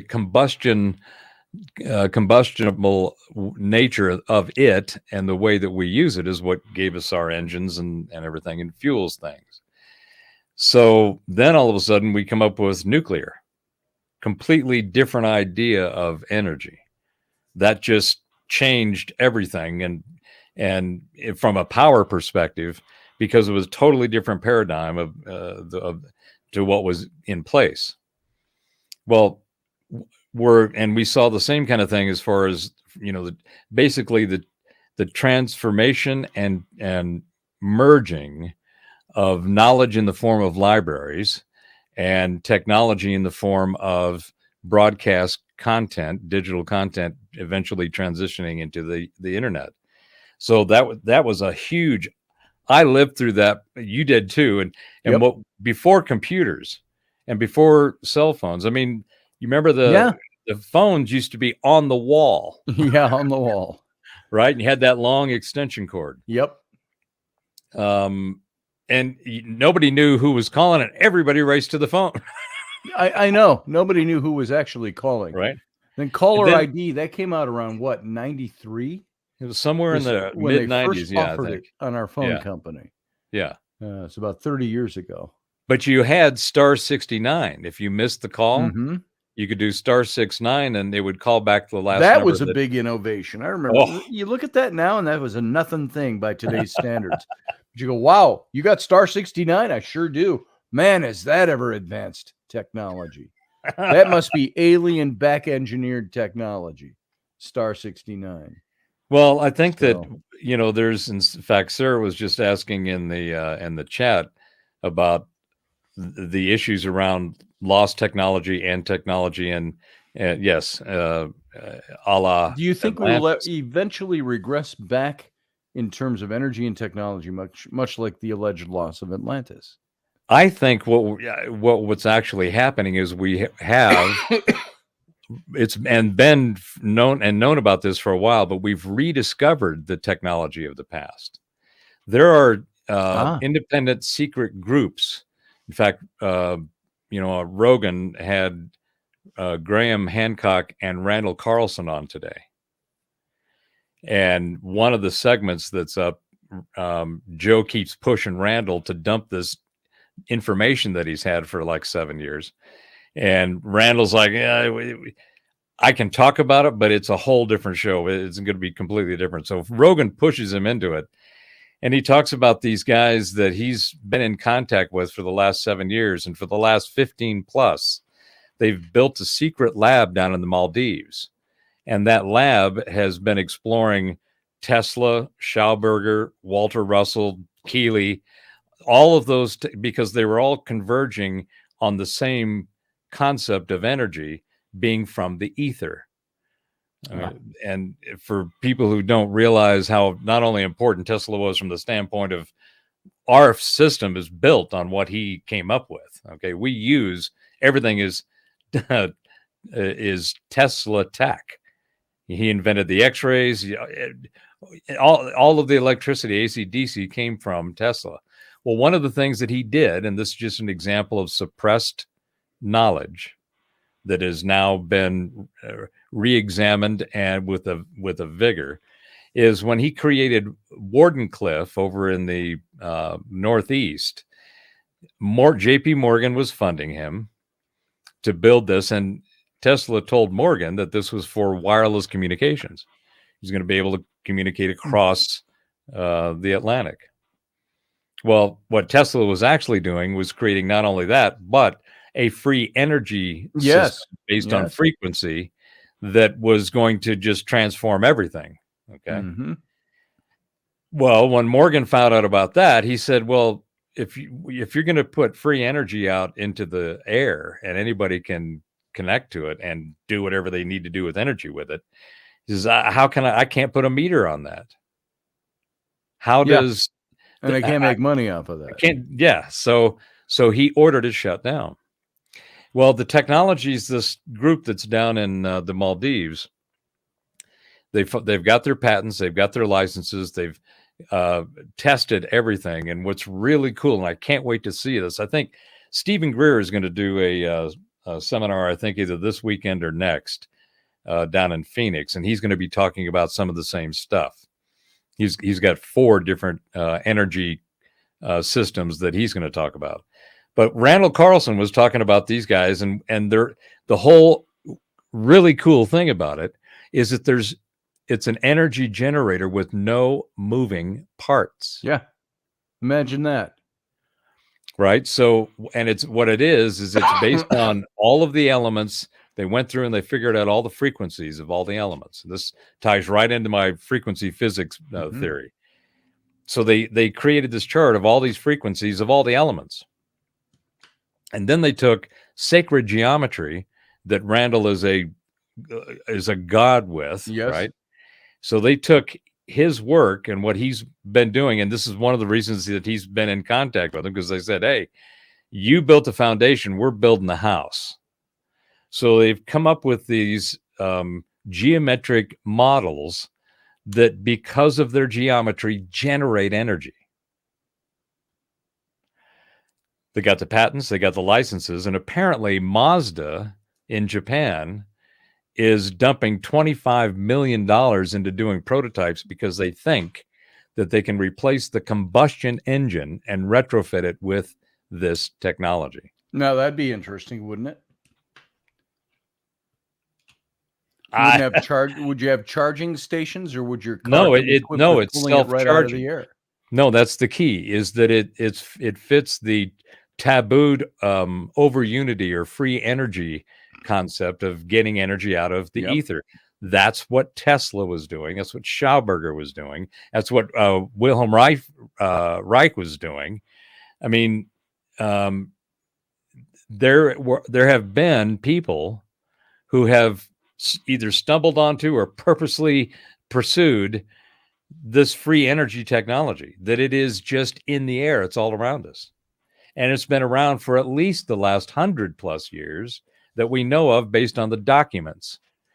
Well, it's all been suppressed and poo-pooed and say, well, you can't, it doesn't work. It's if it's ether, you can't observe it, which means in quantum physics, it's not something, because the whole idea of our science and our physics is that it has to be observable. It has to have distinction. It has to have differentiation. And that's not the universe that we inhabit. There's a boatload of things that we, even with all this advanced telemetry on the light spectrum, on the sonic spectrum, X-ray spectrum, the infrared below our current range, and the ultraviolet above that, we had to build toys and telemetry to find that shit. It was speculated that it was there, but we couldn't see it. Yeah. Right. You can't see the microwave and the communications that makes our phones work, but it's there everywhere. Yes. Right. So this technology that's coming out is going to be, it's going to be real interesting to see how everybody, what the reaction is. But most importantly, when people realize, in fact, that's the other thing that's really cool about this. Mm-hmm. There's 2 major concepts that we're going to see in the change of everything we know, from education to economy to the way that business works, even to the point of the way that nations are defined. Yes. And that is decentralization, because things have to be let go, because all of constraints and stuff that's been built around all the stuff that we have obviously are falling apart. So there's nothing that to do other than let it go and replace it. By the way, So, Sarah asked where she can find any books, read up on Randall Carlson. I don't think he's got any books published. Sure published a hell of a lot of papers, though. oh, he's. I just did a search looking for his books, and I don't see anything. No, he does. He does lectures. He's been a professor and lecturing on sacred geometry and geology. He's a polymath as well, but he's been doing that for like 30 years, and he's out of Atlanta. I met him. I did a couple of his seminars and went out, had beers with him while I was in Atlanta. Great guy. He's like a knowledge machine gun. He is. He has got him. I've had him on my show a few times. Oh, and he came up and was a speaker at the Paradigm Symposium twice. Mm-hmm. And you get him on the radio show, you just sit back and let him talk. There goes. You think Professor Bauer talks a lot on the radio? Guilty as charged. It's the people I hang around with. I mean, all you guys are a bunch of yackers. And so. He's and his talking is all so rich and full and informative. It's unbelievable. It blows your mind. Yeah. So you can go to his site, Randall with 2 L's, Carlson with a C, randallcarlson.com. And you can see he's got a couple of summits he's going to be at. Cosmic Summit in 2023, Sacred Geometry, Recorded Live, buy your tickets. He's got a regular podcast. It's on every Wednesday. Yep. Cosmographia. And he goes on live and they interact with the chat, and they usually go for a couple of hours. And he's doing tours as well, by the way. Oh yeah. And he just road tripping with Randall Carlson. And he just did Rogan with Graham Hancock today. Yes. I mean, so there's a lot of information that he's got out there for free that'll teach you all kinds of interesting things. He's got some of his classes up on his YouTube channel on the basics of sacred geometry and some of the. Yes. He goes through. He's got all these different models and things that he has the students get engaged in and create and get into the entire aspect of the geometry that they're dealing with. Yes. But that is, in fact, you can see the one I'm referencing on the JRE Clips YouTube channel. That's where it came up today. So I'm just saying, sit tight. The stuff that's going to happen and the information that's going to become revealed, I'm referring to as the great reveal, is about to happen. We're going to find out things that it's going to take people back. Some heads are going to spin. Some are going to explode. But the information that is the truth of our reality, all of the stuff that goes around that, the way it's defined and used and thought about and all these other things are going to change dramatically, because the knowledge and information that is about to come out that's been suppressed, it's been hidden, it's been taken care of by mystery schools and secret societies throughout time. Blavatsky, Reiner, I mean, these guys, everybody, Rudolf Steiner, I mean, these guys had an understanding of the cosmos and the universe and our etheric reality that was profound, and it changes the way that you interact with the reality you have once you know it. Yes. It's like that. Okay. By the way, Sarah, go to that link I just posted in the chat room. I've got that book. It's Sacred Geometry and Magical Symbols. Came out in 2018, and it's by Eva Kenaz. I don't know how the right way to pronounce that, but that's a pretty decent book.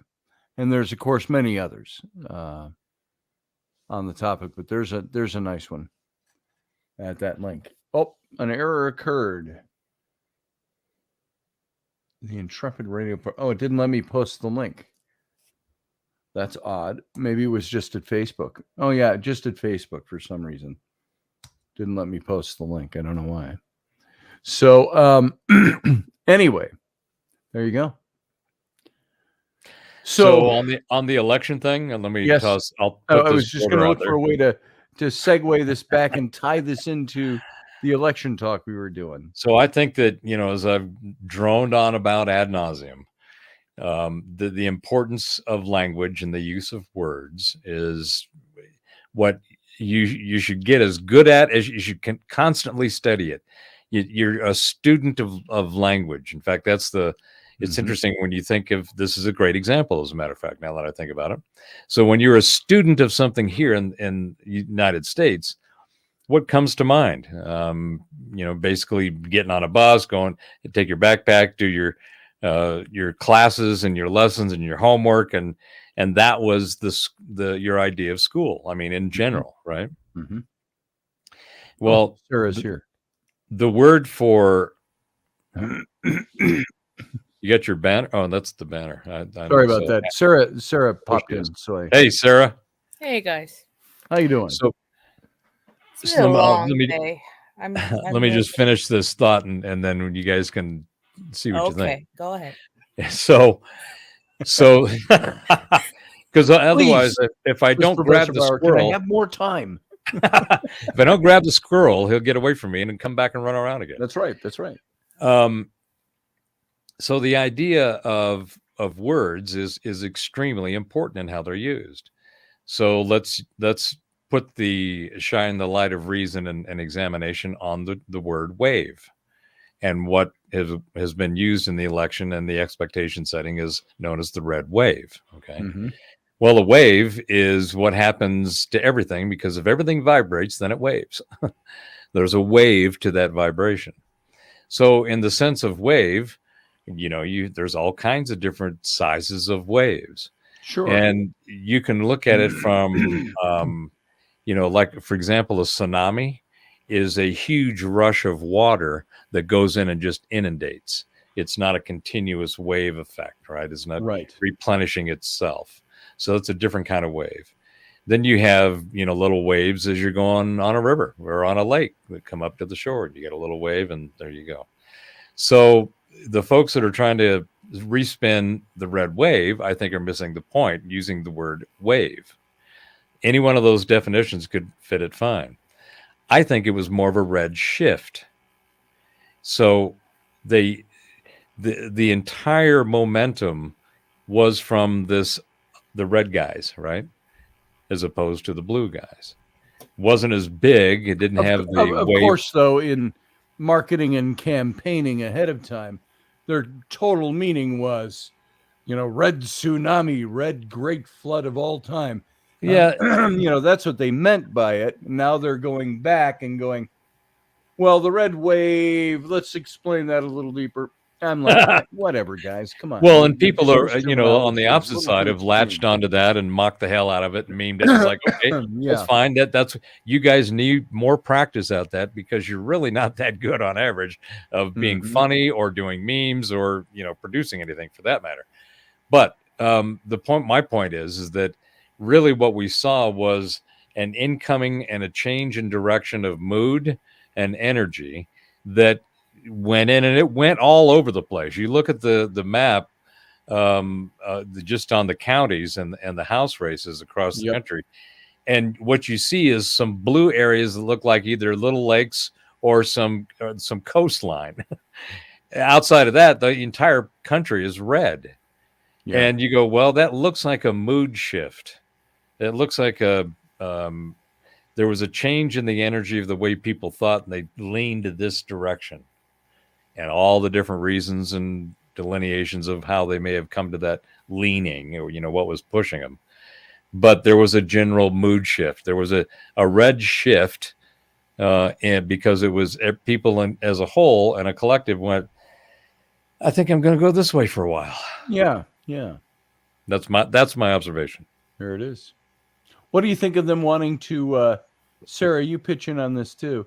There's talk of, by at least one House member that wants to shift us to a voting month instead of voting day. I mean, I think they need to rehaul the voting system and make it consistent across the board. I mean, if you're going to be accepting, absentee ballots, or just revamp the entire system, and just have a deadline with when everything is supposed to be in, and just make sure everybody does it by that deadline. Because with the inconsistencies with the mail, they're getting stuff that was certified, but I mean, it came in. It depends on how quickly the mail goes. I mean, in my area, we don't get to have Amazon Prime next day shipping. It usually takes a couple of days or two, based on the location and the volume and all that. So, I mean, with people saying that, that they disbelieve in what the government is doing or how they're handling everything, you have to have some transparency. They said, okay, this is how we're going to do it.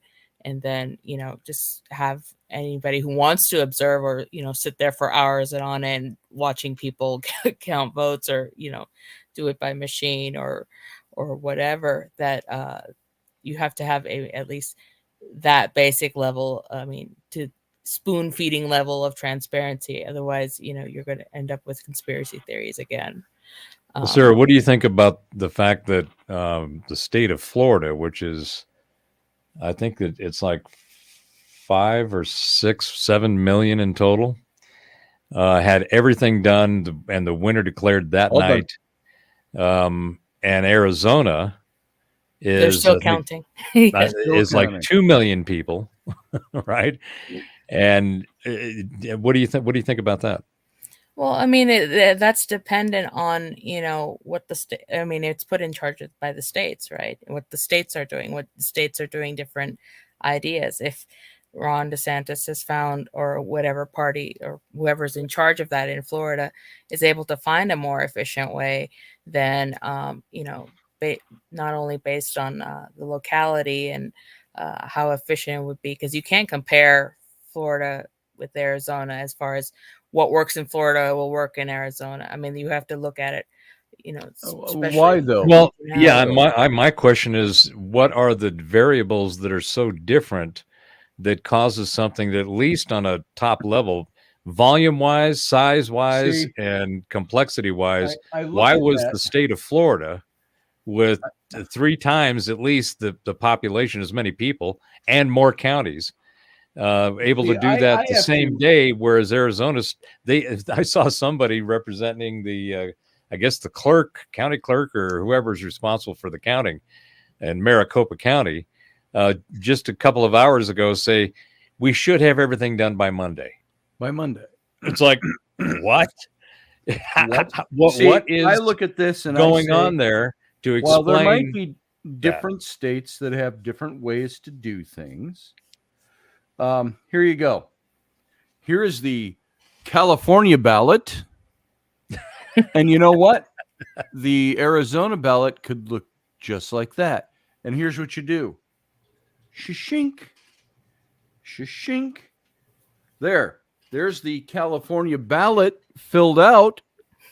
And here is the Arizona ballot filled out. I don't know why there's such a difference. And I'm not mocking you, sir, as much as the idea that, why does California require some different way of voting than Arizona or Maine or Alabama or, That was the question that I went on about last night. Yeah. We have this really screwed up system, to Sarah's point earlier. We have a federally, full countrywide mandate on elections. We have rules about those as far as what's required for the occupancy of the representative seats. You have to be here, you have to live there, you have to do whatever. But outside of that, there is no system in which that is all validated that is the same.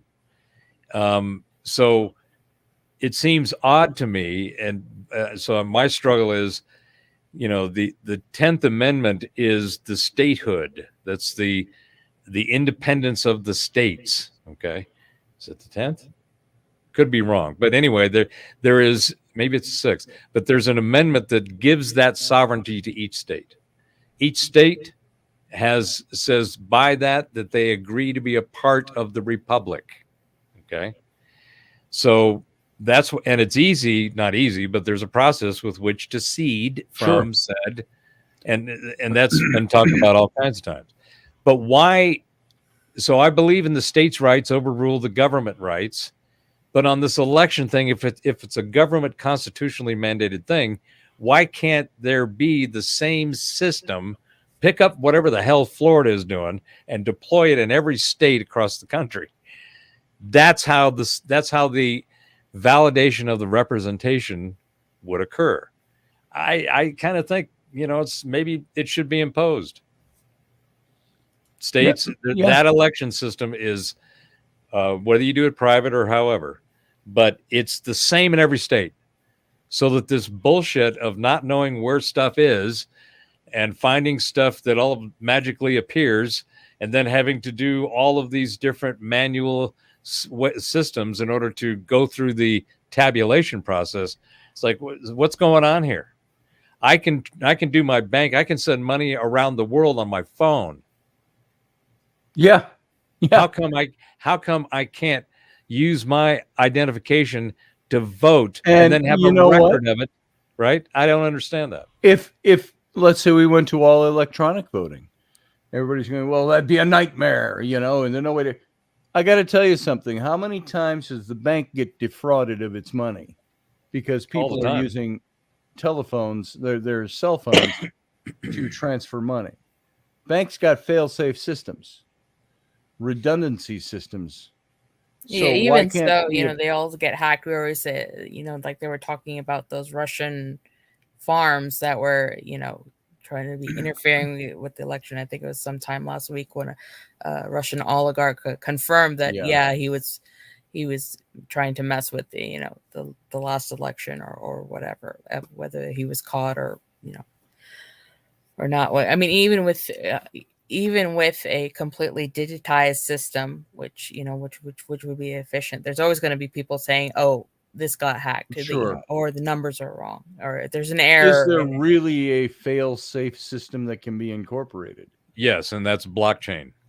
Yeah. And that's the other thing that I keep talking about is part of the transformation, aside from the energy thing I was talking about earlier that Randall Carlson was talking about on Rogan. The whole idea of being able to track, to facilitate, manage, and track any kind of action, transactions in particular, but it doesn't matter whether you're storing your own stuff or you're paying a bill or you're buying something or you're sending something to someone or you're just communicating with them and interacting with them. The ability to do peer-to-peer value exchange in the form of a transaction, the only way that it can be secure and safe and instant is on this thing called the blockchain, or what they call digital ledger technology.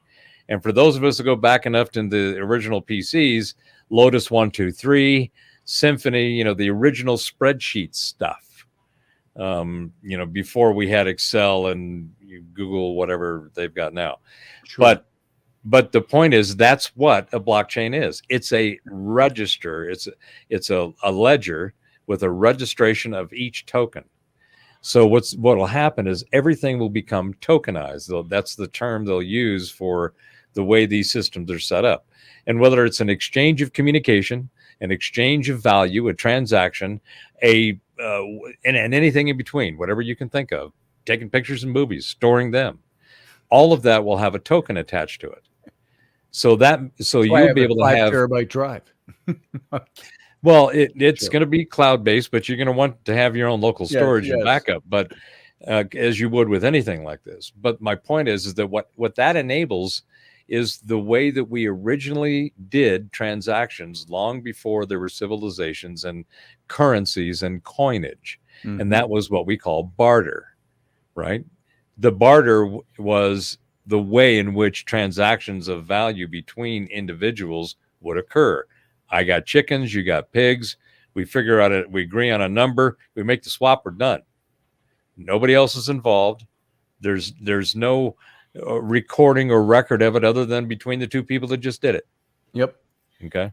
If you could do that now and know that it's secure, that you have sovereign, you have provenance of everything you create, including you, which means you have sovereignty over yourself. Yeah. You aren't a, all caps identity on your social security card versus your upper and lowercase on your driver's license versus all these different IDs. There's all these different ways in which we are currently stamped out in the wild.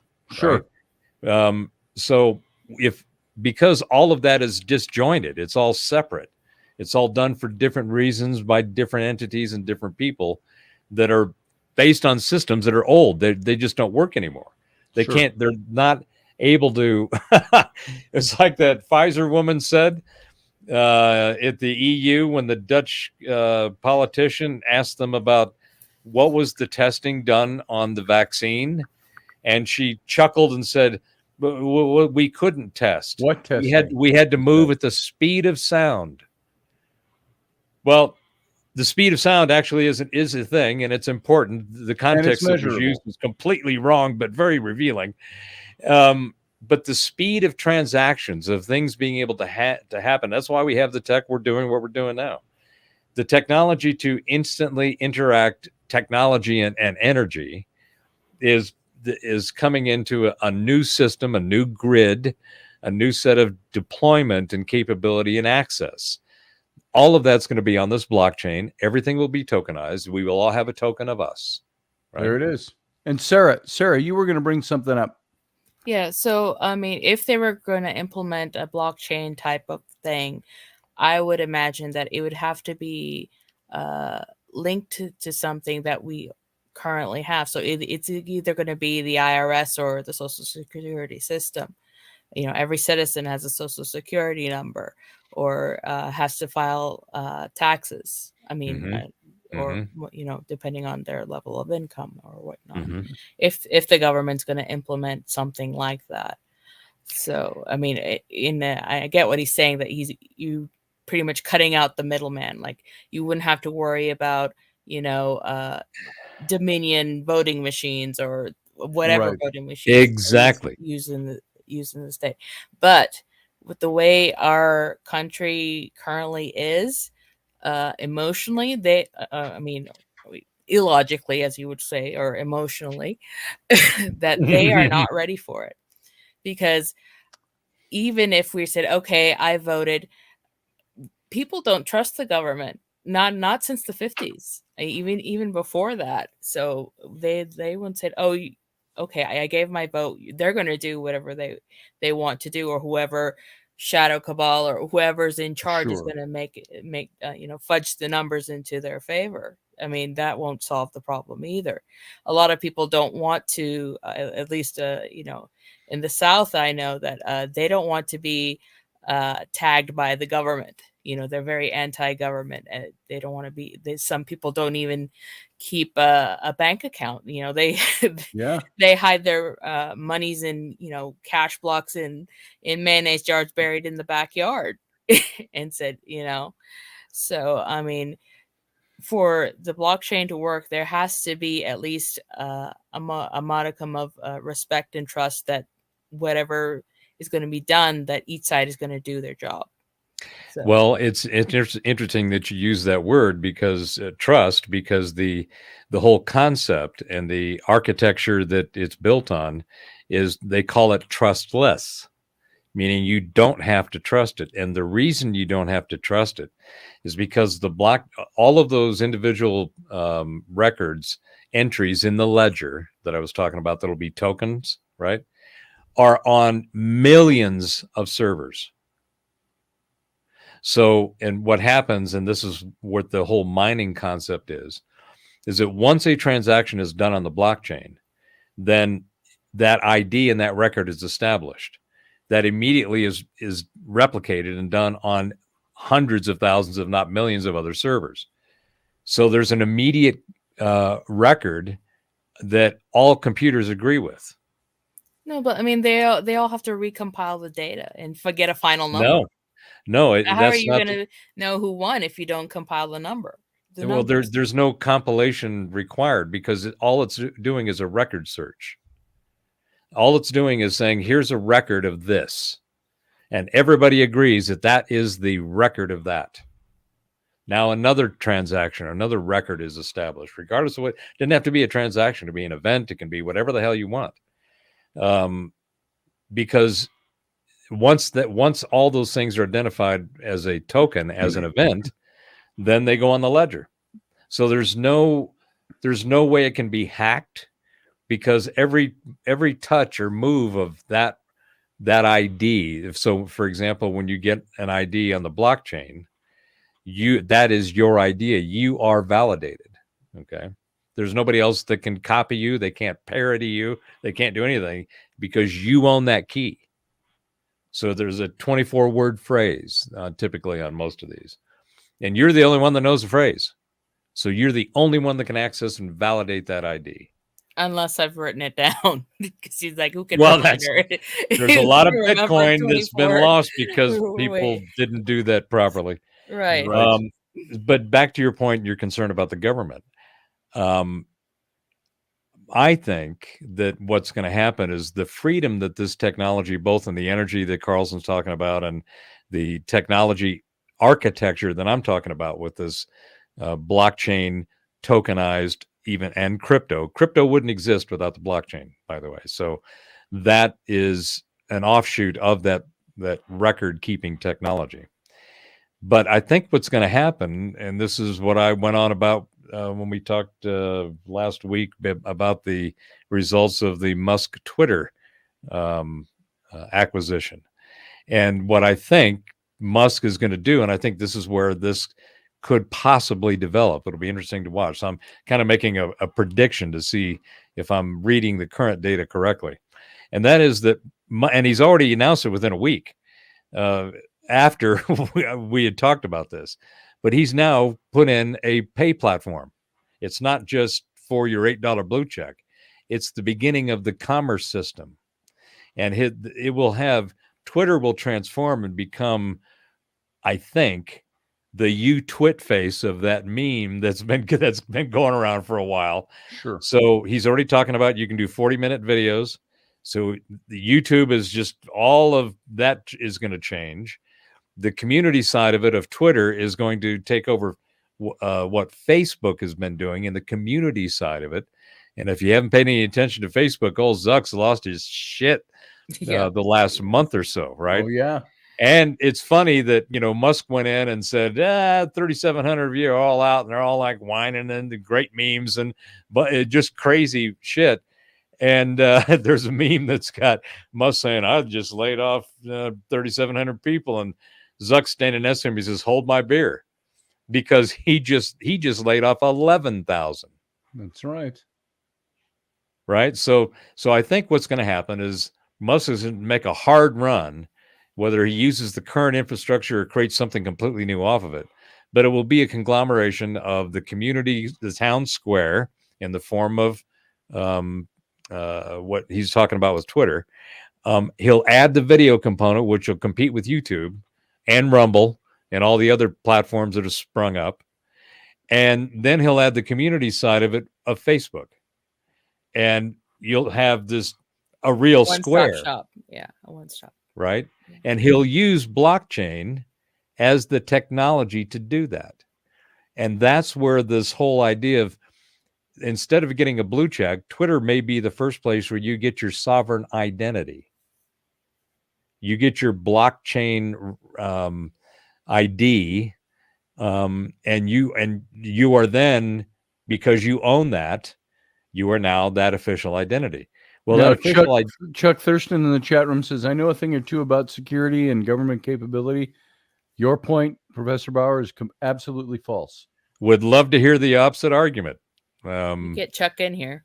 Come on, yeah, Chuck. Come on in, Chuck. Love to hear it.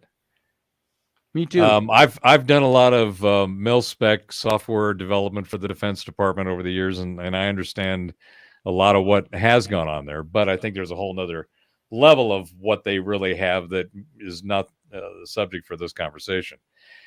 But my point is that as Musk is the one who innovates.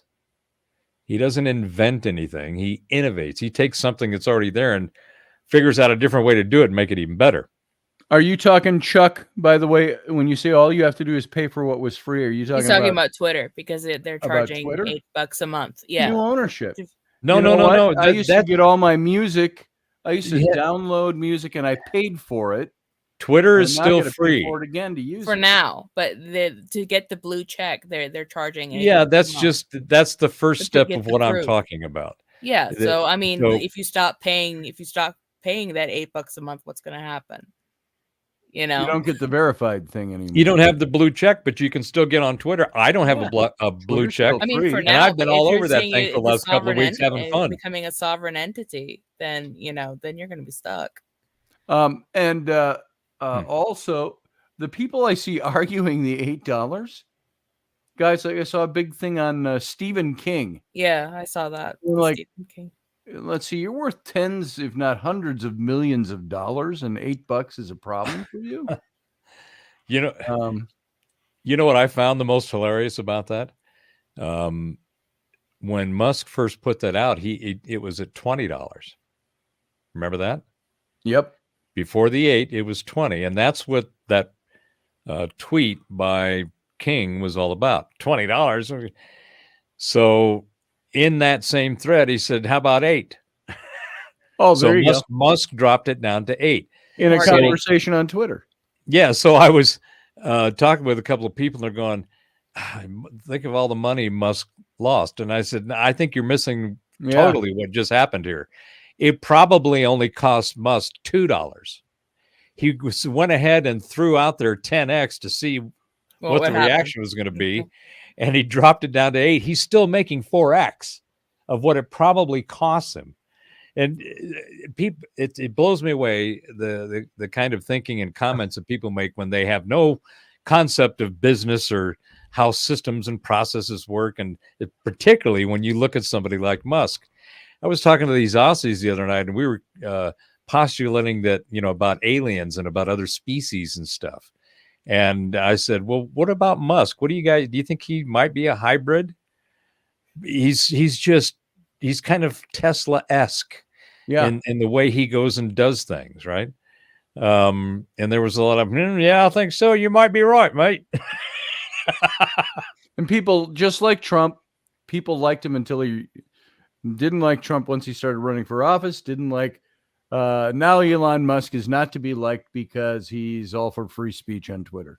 So, Well, I mean, that brings up an interesting point, because I was after yesterday, some of my friends and stuff, they were they forwarded me some clips from Hassan Minhaj as a patriot, because they thought, I would like it because he's a brown person, makes brown people jokes, whatever, and then explains, all these different concepts, like what's going on with student loans and the sovereign funds, and how everything is sort of built on itself. And just today, it's like so much. I mean, I felt like really, really disheartened. I mean, because no matter what's going on, nothing is ever, face value simple. I mean, there's even for the stuff that Musk is going to go through, he's going to have to go through a lot of backlash just to get this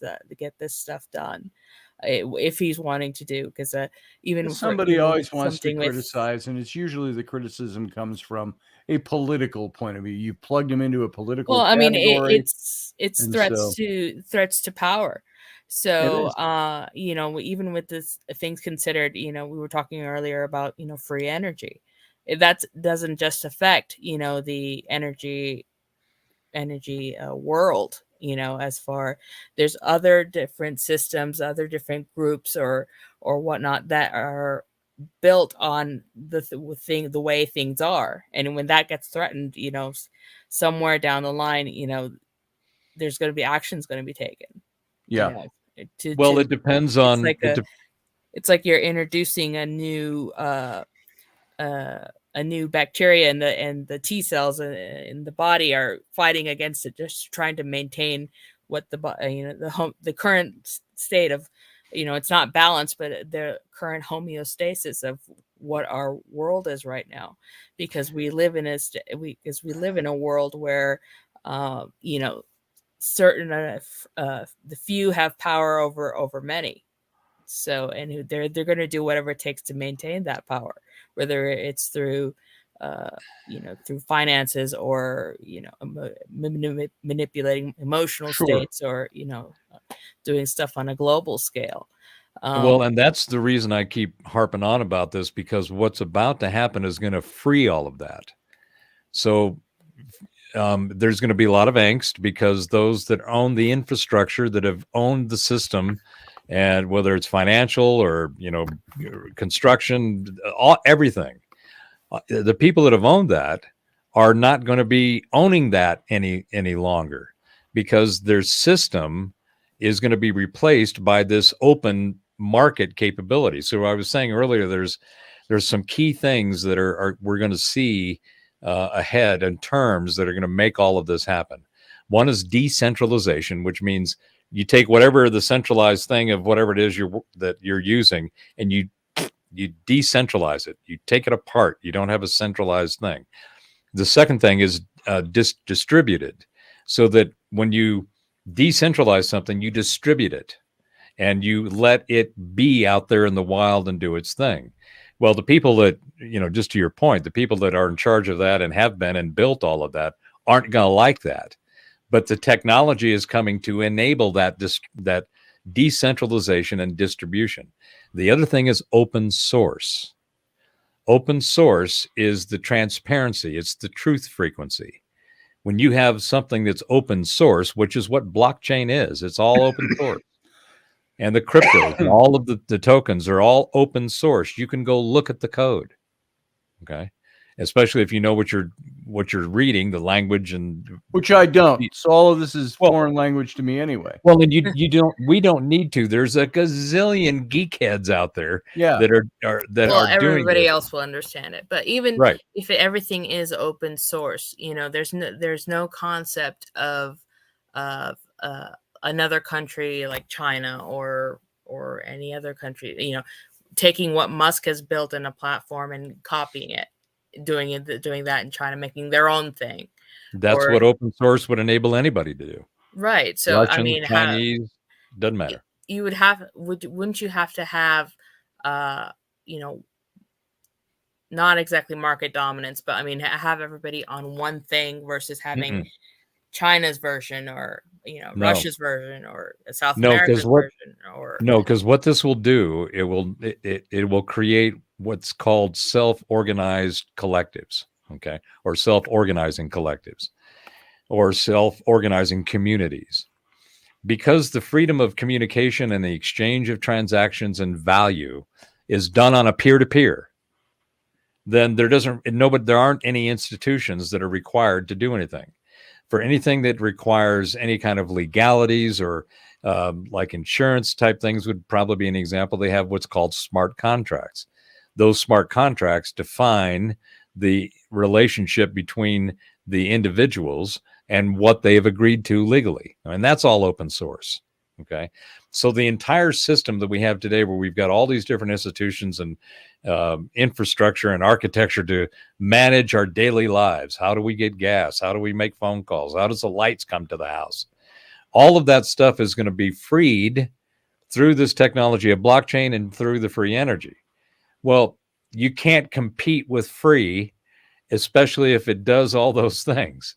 So those folks that have been in charge, whether it's a corporation or it's a government, will not need to be involved in any of this, because the stations, the repeaters, the technology, all of that is being done by these self-organizing collectives, groups of people that have common interest and common like-minded, and they go about and they go create and do something.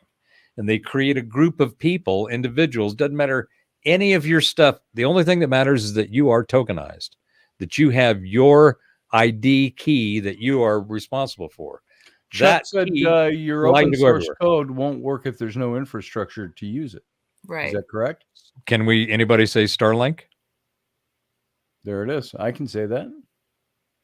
So when you look at the holistic approach of what Musk is doing, at least from a technology and a business perspective, Tesla as a car company is not a car company, it's a power company.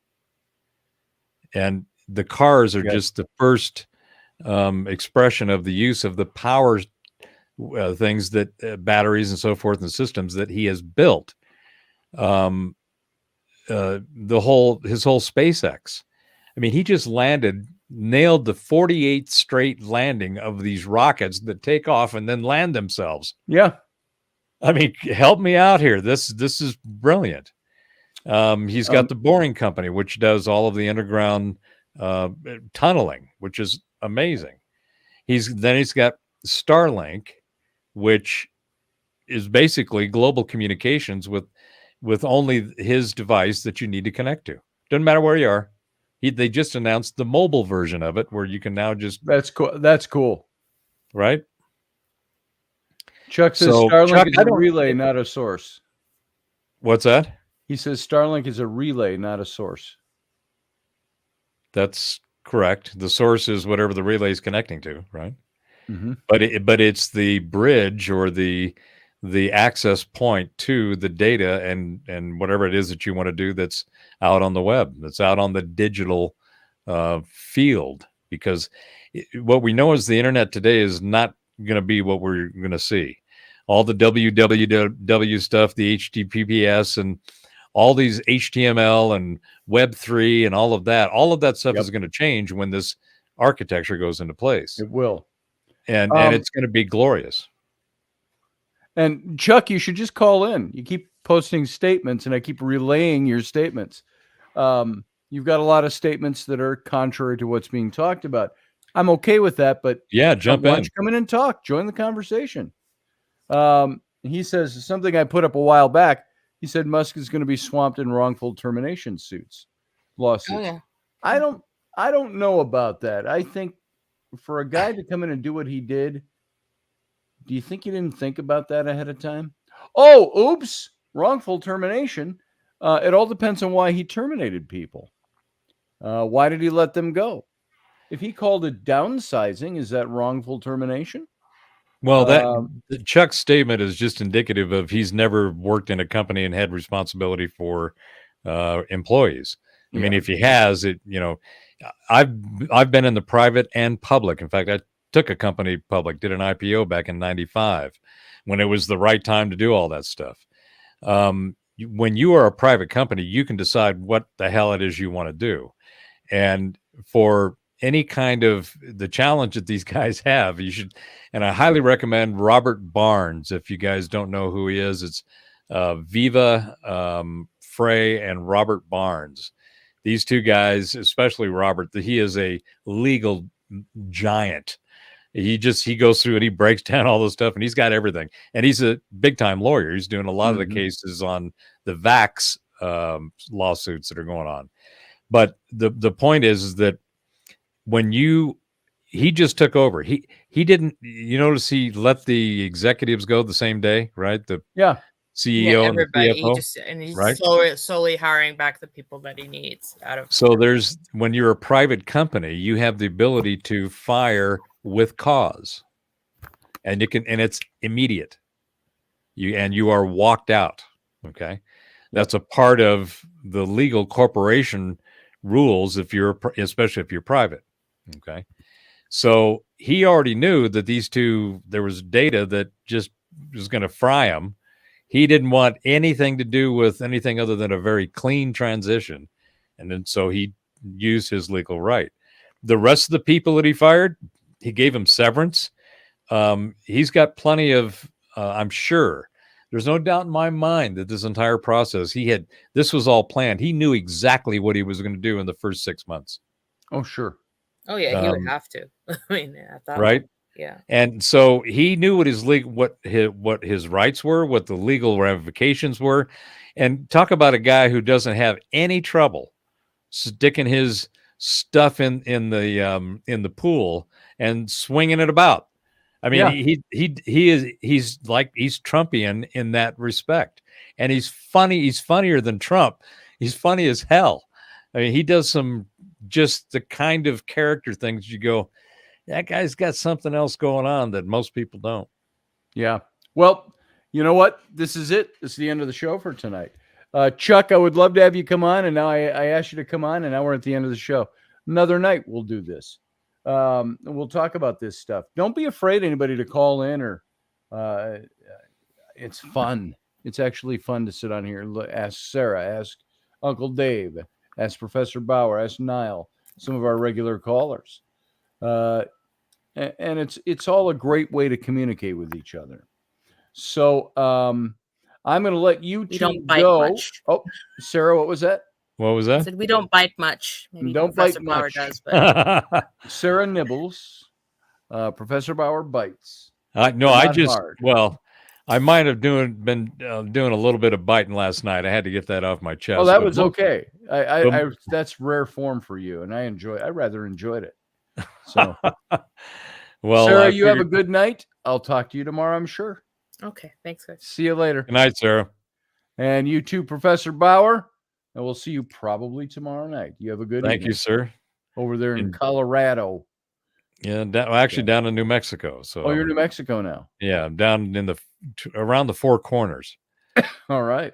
So yeah, it's out where there's not a lot of BS going on and the internet's good. So I'm happy. Me too. Well, we'll see you tomorrow night. All right, brother. Thanks again. You have a good night. Everybody else, I want to thank you for being here. Thanks for giving me your time. Thanks for listening to us chatter incessantly about things that some of us, including me, don't even know a whole hell of a lot about. That's why I talk to other people who know what's going on, know how things work. I don't always know how those things work. So tomorrow night is your chance to call in. Chuck, you could call in tomorrow night. We have Ghost Talk tomorrow night. Fridays are ghost days. And we're going to talk some paranormal shit and get your calls and tell your stories and talk about things that are going on. So for all of you that are still here, I appreciate your hanging on for the captain's cabin, which we never announced. We just walked right into it. And you all live long and prosper.